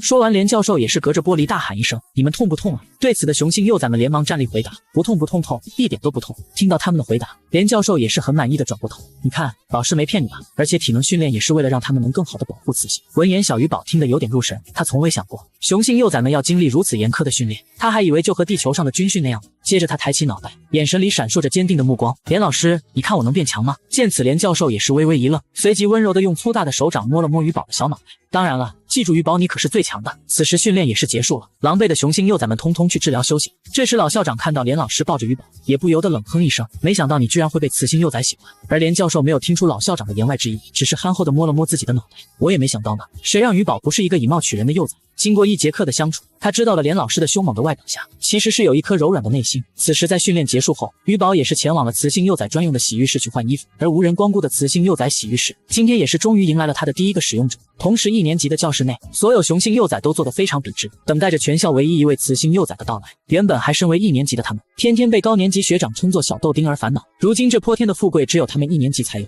这让在场的雄性幼崽都非常开心，并且在1年级学生中，就属陈宝宝他最开心了，因为全班就只有他没有同桌，这就代表香香软软的雌性幼崽会成为他的同桌，这也让在座的雄性幼崽也都忍不住朝他看来，眼中是掩藏不住的嫉妒，甚至个个思索着能不能把自己的同桌给赶走。此时有些雄性幼崽也坐不住了，思考着小鱼宝怎么还不来，更有甚者屁股长刺，扭动着自己的身躯，一个个都伸长脖子朝窗外看去。而由于还没有上课，此刻他们都开始聊起天来。你早上看见他了吗？看见了，他是我妈咪的偶像呢，你说我能不能去要个签名啊？这名小雄性也很是为妈妈着想。一旁的陈宝宝听到这些话，也是默默捏紧拳头，他必须第一个去要签名。鱼宝头发黑黑的，真好看。2个雄性幼崽说完，纷纷看向班里唯一一位头发黑黑的雄性幼崽。鱼宝头发黑黑的真好看，就是不知道跟龙木凡有没有血缘关系。听到有人在讨论自己唯一的黑发幼崽，龙木凡瞬间冷哼一声，哼，雌性幼崽就是麻烦。他这句吐槽在夸赞鱼宝的声音中显得格外突兀，甚至立马有一个雄性幼崽站了起来，我是鱼宝护卫队的队长，我不许你说鱼宝小姐麻烦。其他的雄性幼崽们更是愤怒的抬起脑袋，扬言必须要好好教训这个侮辱鱼宝的家伙。因为龙木凡是人类皇室最小的皇子，幼崽保护基地是兽人联邦建造的，虽是说欢迎人类幼崽就读，但是纯人类的体质确实不太适合这里的训练，再加上路途遥远，所以大多人类幼崽还是待在人类学校就读，而龙木则是作为交换生来到这里。原本老校长为他申请了免早训，但是他不服气，硬生生以人类之躯扛下来了，隐隐觉醒了身体里隐藏的兽人基因，但还是改变不了对战的时候被单方面虐打的事实。此刻面对一众雄性幼崽，他没有屈服，反而更是大声表示，我有说错吗？雌性幼崽不好好待家里，来这里上课不是拖我们进度吗？话音一落的瞬间，老校长也是一只脚踏入了班级门槛，吵什么？此时他目光严厉地瞪了一下众人，见此所有的雄性幼崽害怕，飞速跑到自己位置上坐好。同时老校长还看了龙木凡一眼，接着对雄性幼崽们训斥，一个个的还欺负人类幼崽，搞针对是吧？以后谁再搞这种小团体，我就把他丢小黑屋去。闻言众人一听到小黑屋，瞬间都不敢抬头，因为小黑屋是每个雄性幼崽的噩梦，每个进去的雄性幼崽想出来都得脱一层皮。此时在门口的小鱼宝也被老校长吓得虎躯一震，没想到看起来和蔼可亲的老校长背地里竟然这么严肃。鱼宝快进来！训斥完幼崽们的老校长也是迅速转过头，脸上刚刚还严肃的表情，下一秒笑成了麻花。鱼宝都有些怀疑老校长学过川剧变脸，由于这是鱼宝第一次进学堂，他还有些紧张的，不过紧张里还掺着一丝兴奋，但因为1年级生已经开学了2个月了，他还是有点害怕自己跟不上这个课程。此刻在全部人的行注目礼下，鱼宝深呼吸一口气踏入教室，而因为雄性幼崽们的目光太过炽热，发射的星星光芒让他忍不住后退2步。远在家中的陆一川看着监控的画面，脸部也是不断抽搐，瞄的这群小崽子什么眼神？是什么眼神？这时鱼宝也是稳定了身形，微笑的开口面对台下幼崽，大家好，我叫鱼宝。说到这里他脑袋也突然卡壳了一下，明明之前自己在家练习了很多遍自我介绍，怎么一下子全部忘记了呢？随后鱼宝有些尴尬的咬着下唇，试图在脑海中揪出那些早已经排练好的字词，但在下面雄性幼崽们眼里，鱼宝穿着小裙子背着小书包，这就是最好的自我介绍了。并且他们还发现小鱼宝和其他雌性幼崽不同，别的雌性幼崽都是刁横拔萃，可鱼宝却给人一种亲和的感觉，这也让台下雄性幼崽们一阵心动，纷纷举起双手夸赞鱼宝好可爱。见此一幕的鱼宝也是非常开心，他没想到自己这么简单的自我介绍就赢得了雄性幼崽们的热烈掌声。此刻陈宝宝也是昂首挺胸，静静地等待着鱼宝朝他这边走来，可下一秒他就变小丑了。只见连教授搬来一张看起来就是很昂贵的桌子，班主任蔡老师搬来一张软椅，同时放在讲台的旁边。见此陈宝宝直接流下了痛苦的眼泪，也是雌性幼崽怎么能和他坐一起？他真是异想天开。这时钱桌也是转过头来嘲讽他，别难过兄弟，有雌性幼崽和我们一起上课已经很好了。闻言陈宝宝嫌弃地把他的手拍开，你要不把你的笑容先收敛住。来了，小鱼宝的幸福校园生活又开始了。此时当鱼宝介绍完自己后，身旁的老校长也是微笑地指了指前方的位置，鱼宝你坐这里可以吗？视野比较好，老师讲课你也听得更清楚。看着眼前的黄金桌椅，对此的鱼宝倒吸一口冷气，这桌子椅子也太招摇了吧，而且坐这么前面，他瞬间就感觉压力一下就上来了，接着连忙伸出小手表示不用坐那么前面吧，毕竟坐这么前面要是不小心打瞌睡就很容易被发现的。虽说鱼宝喜欢学习，但是上课睡觉几乎每位地球学生都经历过，尤其对于这门数学课，所以他可不敢保证自己就是天选的读书人。随后鱼宝巡视了一下班里的情况，看是否有空位，正巧对上了陈宝宝的眼睛。见此陈宝宝立马挪开眼，低下头，并且婴儿肥的小脸瞬间变成了红辣椒。闻言鱼宝也是指着前面的位置，就坐那边吧。但是那位同学好像不太乐意，他还以为陈宝宝迅速低下头是不喜欢他的表现呢。而在场的雄性幼崽们看见鱼宝不嫌弃他们，也是顿时纷纷举起双手，老师我乐意，选我愿意，我成绩好，鱼宝不会的都可以问我。眼见大家热烈的心情，鱼宝也非常开心，他都没有想到自己会这么受同学欢迎。此时陈宝宝看见自己的福利要没了，瞬间立马站起来，然后用吃奶的力气大喊，鱼宝小姐请和我坐同桌。刚好他叫陈宝宝，和鱼宝都有一个相同宝字，所以他们两个当同桌真的是太合适。于是在所有人羡慕嫉妒的目光中，陈宝宝成为了那个幸运。不过很快一年级的崽崽们眼神就由嫉妒变成得意，因为此刻门外有好多高年级的学长趴在窗口看，而且鱼宝的桌子椅子还超级显眼。一开始他还怕这种特殊待遇会让班里的学生们心里不平衡，结果大家一副见怪不怪的样子，他才放心了下来。不过还是有些雄性幼崽在那讨论，说他的蓝色椅子看起来很丑，雌性都喜欢粉粉嫩嫩的颜色，老校长居然选了蓝色。见此鱼宝也是立马趴在桌上为自己辩论，鱼宝什么颜色都喜欢，蓝色也很喜欢，谁说女孩子就只喜欢粉色呢？原本他觉得这张特制的桌子椅子已经很招摇了，没想到老校长还给鱼宝找了个陪读的男仆。此时男仆恭敬地站在鱼宝身边介绍，鱼宝小姐，以后我就是您的专属男仆，我叫李南希，您以后就叫我小李。见此鱼宝的眉头拧成了麻花，不是，他上学前也没人和他说会有男仆啊。随后鱼宝也是弱弱的开口，我就是上个学，没必要请个男仆吧。闻言李南希瞬间抬起头，眼泪汪汪地看着他，鱼宝小姐，您是要解雇我吗？感觉他好似下一秒要哭出来一样。鱼宝也是伸出小手连忙扶住他的肩膀安慰，没有，我只是有点不习惯。而身旁的其他雄性幼崽见到鱼宝有男仆，目光也没什么变化，毕竟在这个雌性幼崽缺少的星际下，就算有5、6个都没什么意外的。不过当他们听到鱼宝说不习惯，大家的目光才变得有些震惊。况且在这个时代，哪个雌性幼崽出门不是跟着一堆仆人？结果看到鱼宝才一个男仆，他们还觉得少了呢。此时鱼宝听到众人的窃窃私语，有些无奈地摆了摆小手，感叹自己是不是要跋扈一点，要不然被人怀疑他的身份了怎么办？下一秒跋扈版的小鱼宝便上线，然后伸手指了指李南希询问，你都会干什么呀？闻言李南希也是放低声音回答，跑腿、按摩、服侍您吃饭，还有代写作业也是可以的。听到代写作业，鱼宝小脸红了一下，作业我自己会写，而且你别奴仆这样称作自己，以后我就叫你南希哥哥吧。对此李南希也是一阵惶恐，鱼宝小姐您就叫我小李吧，哥哥担当不起，因为他知道就算是星际上的少将陆亦川这样的身份，也才能接住鱼宝的一声哥哥。可鱼宝却直接表示，哥哥就是一个礼貌用语，你不用害怕。不过李南希还是强力反对，他可不想得罪星际少将，于是鱼宝也只好放弃，以后只呼喊他的名字。而后李南希便也给鱼宝去写新书了。这时鱼宝突然发现同桌的陈宝宝桌子上空空荡荡，连一本书都没有，于是他便好奇地询问，陈宝宝你也没有书吗？见此陈宝宝立马在他的光脑上点击了一下，瞬间一本电子书就出现在课桌上，这一顿操作也把鱼宝给惊讶的眼睛瞪大，哇哦，真高科技的东西啊！见鱼宝好奇，陈宝宝也是有机会教鱼宝怎么操作。等新书一到的时候，鱼宝也是迫不及待地翻阅起来，他的新书在首页已经印好了他的名字，因为害怕自己听不懂上课的内容，所以他现在必须好好提前预习一下。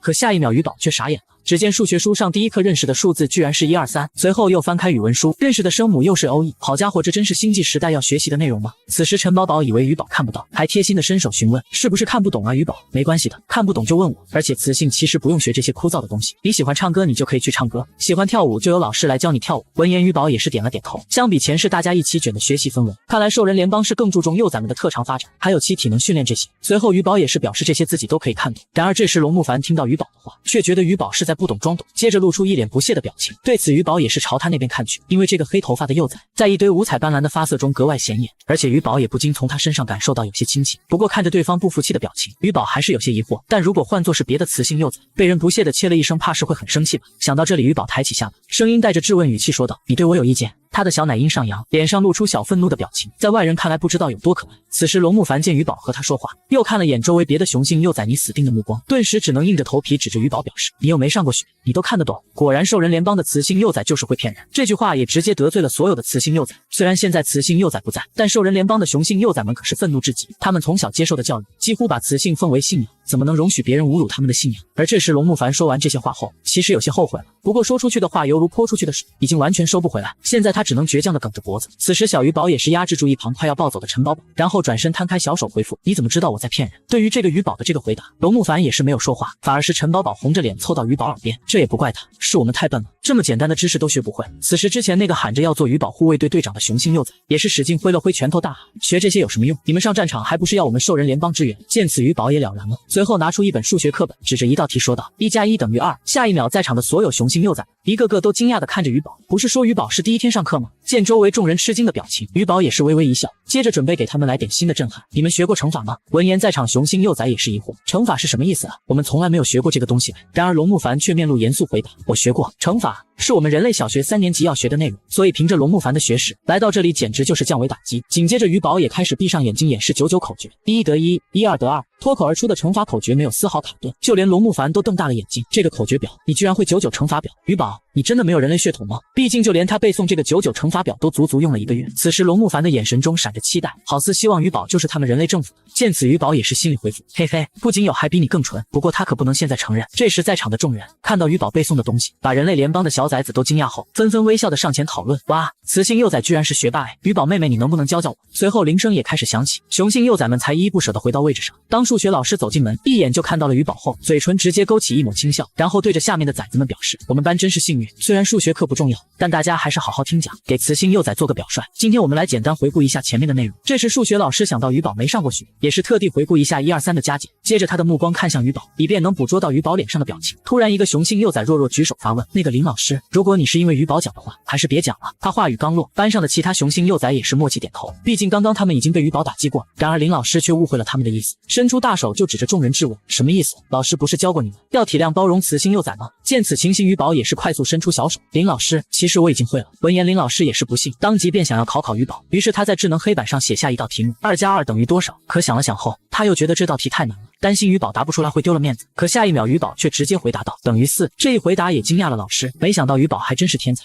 之后林老师又出了几道题，鱼宝都回答得很快，基本他只要画一笔，鱼宝就能立马回答出正确答案，真是厉害呀鱼宝小姐。林老师也忍不住啧啧称奇，陆一川那小子就是个天才，把你也教得很好。他以为是陆一川教的鱼宝，想到陆一川也是难得的天才，也就觉得一切都说得通了。闻言鱼宝也是点了点头，陆哥哥是个很好的哥哥。而远在家中的陆一川也刚好看到这一监控画面，当即也流下了幸福的泪水。之后众人便继续开始上课环节，这节课上的也是非常顺利，没有幼崽屁股长刺，也没有幼崽打瞌睡，除了龙木凡在做自己的习题外，所有人的眼睛都看着他的板书，因为他们可不想被鱼宝妹妹落那么远。时间过得飞快，中午铃声也悄然打响，鱼宝也是坐在位置上，静静的等着陆一川来给他送便当。这时身旁的李南希也是询问鱼宝，鱼宝小姐，要不要我去帮你拿？他一直都在等着鱼宝给他发号施令，结果鱼宝一直坐在自己的位置上，乖乖的也不说话，只有别人来问鱼宝问题的时候，鱼宝才为他们解答。而那个问问题的雄性幼崽脸都涨成了猪肝色，他一开始还怕雌性幼崽嫌弃他笨，但是见鱼宝那么温柔，他也是非常开心。此时鱼宝就像是个小老师，不停的解答众人的疑惑。假如你有3个棒棒糖，给了我1个，你还剩几个？0个。这时一个胖乎乎的小雄性也是连忙大喊，如果我有3个棒棒糖，我全部都给你。说完小胖还真的从自己的口袋里掏出棒棒糖，给你鱼宝妹妹，我全都给你，这是我爸爸在菲林顿星球给我带来的，平常我都舍不得吃。见小胖居然掏出了礼物送给鱼宝，其余众人也都慌张的去拿自己早就准备好的礼物，有些人甚至还准备了好几份礼物，他们一个个脸上都露出开心笑容，将礼物递到小鱼宝的手中，并且排队的人也越来越多，乃至几个高年级的雄性也从窗户外递礼物进来，生怕自己送的东西鱼宝不收。此时鱼宝看着自己桌上那堆积如山的礼物盒子，顿时有些受宠若惊了。同时陆一川也再次来到了学院内，他是众多学院高年级的偶像，也是整个星际学院的风云人物，有些雄性幼崽为了能近距离和他接触，都不惜受伤跑到陆一川面前，然而陆一川就像是一阵狂风，3、2下就快速穿过人群来到鱼宝的班级门口。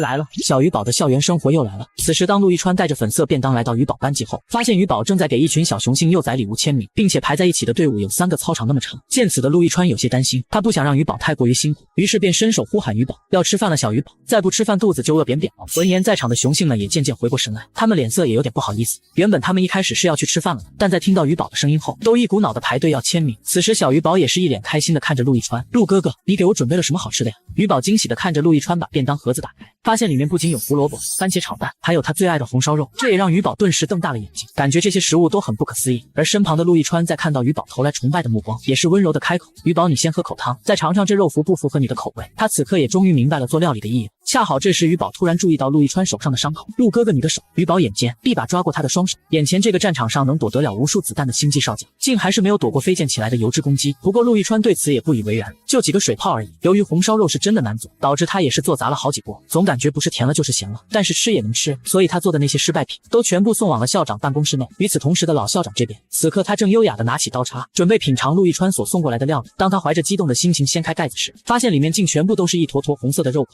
这一幕也顿时惹得老校长有些怀疑，害怕陆亦川不满小时候被他单方面殴打，所以想借此料理来进行报复。就在老校长拿着刀叉不知道如何下手之时，连老师突然来到他的门外敲门：“老校长，这是我为于宝小姐制定了强身健体的计划表，请您过目一下。”见此，老校长也是伸手邀请：“你来的正好，快进来。”由于老校长第一次对连老师这么热情，所以连老师也是有些疑惑：“啥事啊，老校长？”随后老校长也是伸手指了指桌上的红烧肉：“来，帮我尝尝好不好吃。”闻言连老师也是无语了，就这事啊！看着面前红红还带汤汁的肉块，他也没有丝毫犹豫的夹了一块放到嘴里，可就是这么一口，连老师的味蕾好似经历了一般洗礼，眼睛都不由得瞪大了几分。不过为了能多吃几口，他也是皱起眉头表示：“不好吃，实在太难吃了。”见此老校长有些惋惜，明明他刚刚闻味道的时候还挺香的，可他仔细看连老师都咽下去，也有些好奇的想要夹起一块，那让我尝尝有多不好吃。可当他叉子还没伸过去的时候，就发现连老师连盘子都一把端起。老校长，您老人家肯定不喜欢，就让我这个糙汉子代劳吧。见此情形，老校长也了然了，好家伙，你居然连我都要骗是吧？于是过了几分钟后，大盘红烧肉便被两人瞬间瓜分干净。吃完的两人也是没有丝毫形象的瘫坐在椅子上，等助理来的时候也被吓了一跳。老校长，你都吃完了？刚刚陆少将特地交代要配饭吃，不然会很腻的。闻言老校长懵逼了，还有这说法呢，难怪有点腻人。不过一川那小子是有点厨艺在身上的，于宝跟着他也好。而助理却表示，听说是于宝小姐教陆少将的呢。听此老校长也是有些气愤，不闹，怎么能让雌性幼崽接近厨房呢？接着嘟囔一声便开始打盹午休。同时金念兹的庄园这边饭点一到，金念兹却发起了脾气，难吃死了。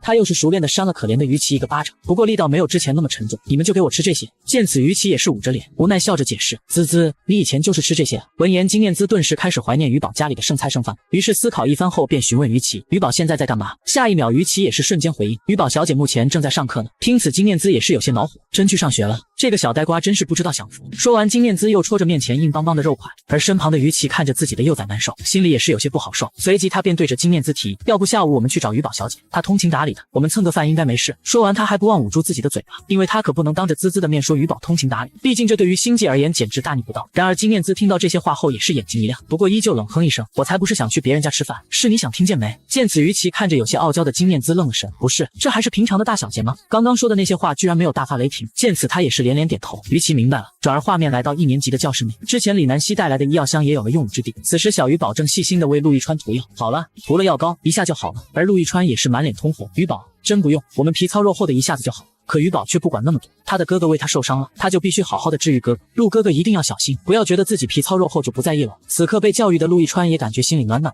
随后他也是象征性的点了点头，不过小鱼宝还是不放心，于是他便对着陆亦川提：下次我要和陆哥哥一起做好吃的，不会扔你一个人在厨房了。因为之前鱼宝在地球的时候，看见妈妈们做饭都是很辛苦的，所以他自动带入了陆亦川，觉得他一个人做饭肯定很辛苦。同时周围的雄性幼崽们原本被饭菜的香味勾走了魂，但在看到鱼宝居然心疼监护人，被又烫起来的几个小水泡后，顿时颠覆了他们对雌性的认知。我是在做梦吗？不是说小雌性都是刁蛮任性的吗？鱼宝怎么一点都不沾边？其中陈宝宝受到的震撼最多，因为他就坐在鱼宝旁边，鱼宝语气中的心疼和关心几乎要溢出屏幕，他能清楚地感觉到这不像是演的。而鱼宝在见到陈宝宝在盯着自己后，也是犹豫地拿起一个小点心放到他的面前。怎么了？你是想吃吗？见此陈宝宝也是下意识地点点头，不过突然意识到什么，又摇摇头，我不吃，我不是特别饿。说完他的肚子便开始不争气地叫了起来。身旁的鱼宝看见这一幕，也是笑着把点心放到他的手上，吃吧，我一个人也吃不完。瞬间陈宝宝就呆若木鸡地站在原地，同时其他雄性幼崽们都在摇手帕，他们也都不想去食堂吃了。此时由于班上的全部幼崽都给鱼宝送来了礼物，这导致鱼宝有点不好意思，思考着该如何回礼。对此雄性幼崽们也是纷纷摇头，鱼宝，我们送礼物是我们的事，没想过要你的回礼。见此一旁的陆亦川早已料到这一幕，随后连忙从空间拿出一盒饼干，这是我烤制的曲奇奶油饼干，就当算是鱼宝给你们的回礼了。闻言众幼崽们也是开心的不得了，虽然这些市面上都有售卖，可这可是鱼宝的心意啊，所以现在他们一个个都乖乖坐好，等着李南希分发饼干。别的雄性幼崽就是闻着味道咽口水舍不得吃，但幼崽小胖却不一样，他迫不及待的就打开包装盒，打起一块饼干就放到嘴里，随后眼睛一亮，又是抓起一把塞嘴里，不时发出好吃的吧唧声，就连他的同桌也看不下去，对了对他的胳膊，你小点声，鱼宝小姐可还在这呢。闻言小胖幼崽也是迅速回应，鱼宝妹妹可温柔了，他才不会凶我呢。这饼干比我爸爸从外星球带来的还好吃。说完，他还把目光看向同桌还未动的饼干盒上。你现在还不吃，是因为不喜欢吗？要不我来帮你吧。见此，同桌眼疾手快地把饼干拿走，这可是好不容易于宝小姐给的，怎么可能白白送你呢？一旁的于宝也被这些人的反应逗笑了，接着他轻声细语地说道：“你们要是喜欢，我可以教你们做。”原本于宝以为雄性幼崽们会很开心，结果却发现他们一个个都疯狂摇头，甚至还有人担忧表示：“怎么能让雌性幼崽做饼干呢？厨房那么危险，我们不馋的，哪有那么严重啊？”于宝有些无奈地看向陆一川，对此陆一川也是赞同，他们说的对，厨房很危险的，到时候的料理课我来申请教1节课吧。陆一川话音一落，刚刚还气馁的雄性幼崽们又纷纷欢呼起来。随后午餐时间结束后，陆一川便收拾好于宝的饭盒，带着一点不舍离开了教室，走前还告诉于宝，下午放学他会立马过来接，然后便乘坐极速飞船去往了军营。此时的军营内，一个带着点痞气的少年看见陆一川回来，也是眉头轻挑，哟哟哟，这不是我们的陆少将吗？你终于舍得回来了，我还以为你当雌性幼崽的保姆当习惯了呢。而在第1区的军事领地，也只有他敢挑衅陆一川，毕竟在兽人联邦实力为王，他泽人一兰也是一个天才少年，他从出生起就是一个人，不知道自己的爸爸妈妈是谁，只能靠着自己的努力在别的星球摸爬滚打，硬生生把自己的实力提升到了1级，并且他来到了兽人联邦，也是以优等生的身份免学费入学。他以为自己的未来是一片光明，结果却遇到了处处压他一头的陆一川。原本少将的位置是他的，可由于陆一川有一个指挥官叔叔，导致他的少将位置给了陆一川，所以他对陆一川充满仇恨。此时陆一川也是开口回应：“泽人上校，你若是不服气，欢迎你来挑战我。”闻言，泽人一兰也是嗤笑一声：“陆一川，你前半辈子靠你叔叔，后半辈子就只能靠雌性幼崽了。”说到于宝，陆一川的面容也是一脸柔和，对泽人一兰的话他也不反驳。还有事吗？没事的话出门记得帮我把门关了。见此，泽人一兰也是双手撑桌子：“陆少将，我要对你发起挑战。”他知道陆一川是3粒级的体能，而他最近也恰好突破到了3粒级，而陆一川对于他的挑战也是十分爽快答应。行，我们速战速决。想到于宝快要放学了，他必须得加快步伐。同时训练场内，知道这个消息的军人们纷纷前来围观，他们想看看2个天才到底谁才是最强。这时陆一川也是不忘向裁判定个15分钟的闹钟，他必须在这个时间点结束，不然他可怕于宝等不及了。对面的泽人一兰见陆一川这种行为也是超级不爽，陆少将你什么意思啊？你是觉得自己能在15分钟内打败我吗？说完他便释放自己的精神力，同样陆一川也释放精神力，随后2股 S 级精神力相互碰撞。突然泽人一兰有些无力感，他发现陆一川居然突破到了 S 级体能，这让他瞬间有些破防。他好像一直追逐着陆一川的步伐，结果他居然突破了 S 级体能，这不公平，凭什么？说着泽人一兰在一瞬间爆发出了最强的力量，可陆一川却很是轻松地将其接下。见此，一身红衣的泽人一兰气得眼睛发红，陆一川也是赶忙伸手提醒，比试而已，稳住情绪，因为他知道泽人一兰的失控值已经达到了50，要是再这样下去，估计就会陷入暴走。就这样战斗持续到闹钟响起，陆一川也是一招将泽人一兰制服了。此刻泽人一兰就像一个泄了气的皮球一样，躺在地上剧烈喘气。我失败了。闻言，陆一川也是停下脚步，失败什么？彼此对战而已。随即伸出左手想要拉起泽人一兰，你是一个可敬的对手，同时也是队友，之前不是还挺嚣张的吗？对战失败了就哭哭啼啼。闻言，泽人一兰也是使劲推了陆一川一把，你等着，我一定要打败你。对此，陆一川也是点了点头，我等着你。说完便匆匆的离开军营。此刻的星际学院内，于宝正蹲在教室门口等待着陆一川的到来。同时班里的小雄性们因为都是住学校宿舍，军事化管理，只有于宝一个人是走读生，他们也都没有回宿舍，静静的坐在教室，陪着于宝一起等着监护人的到来。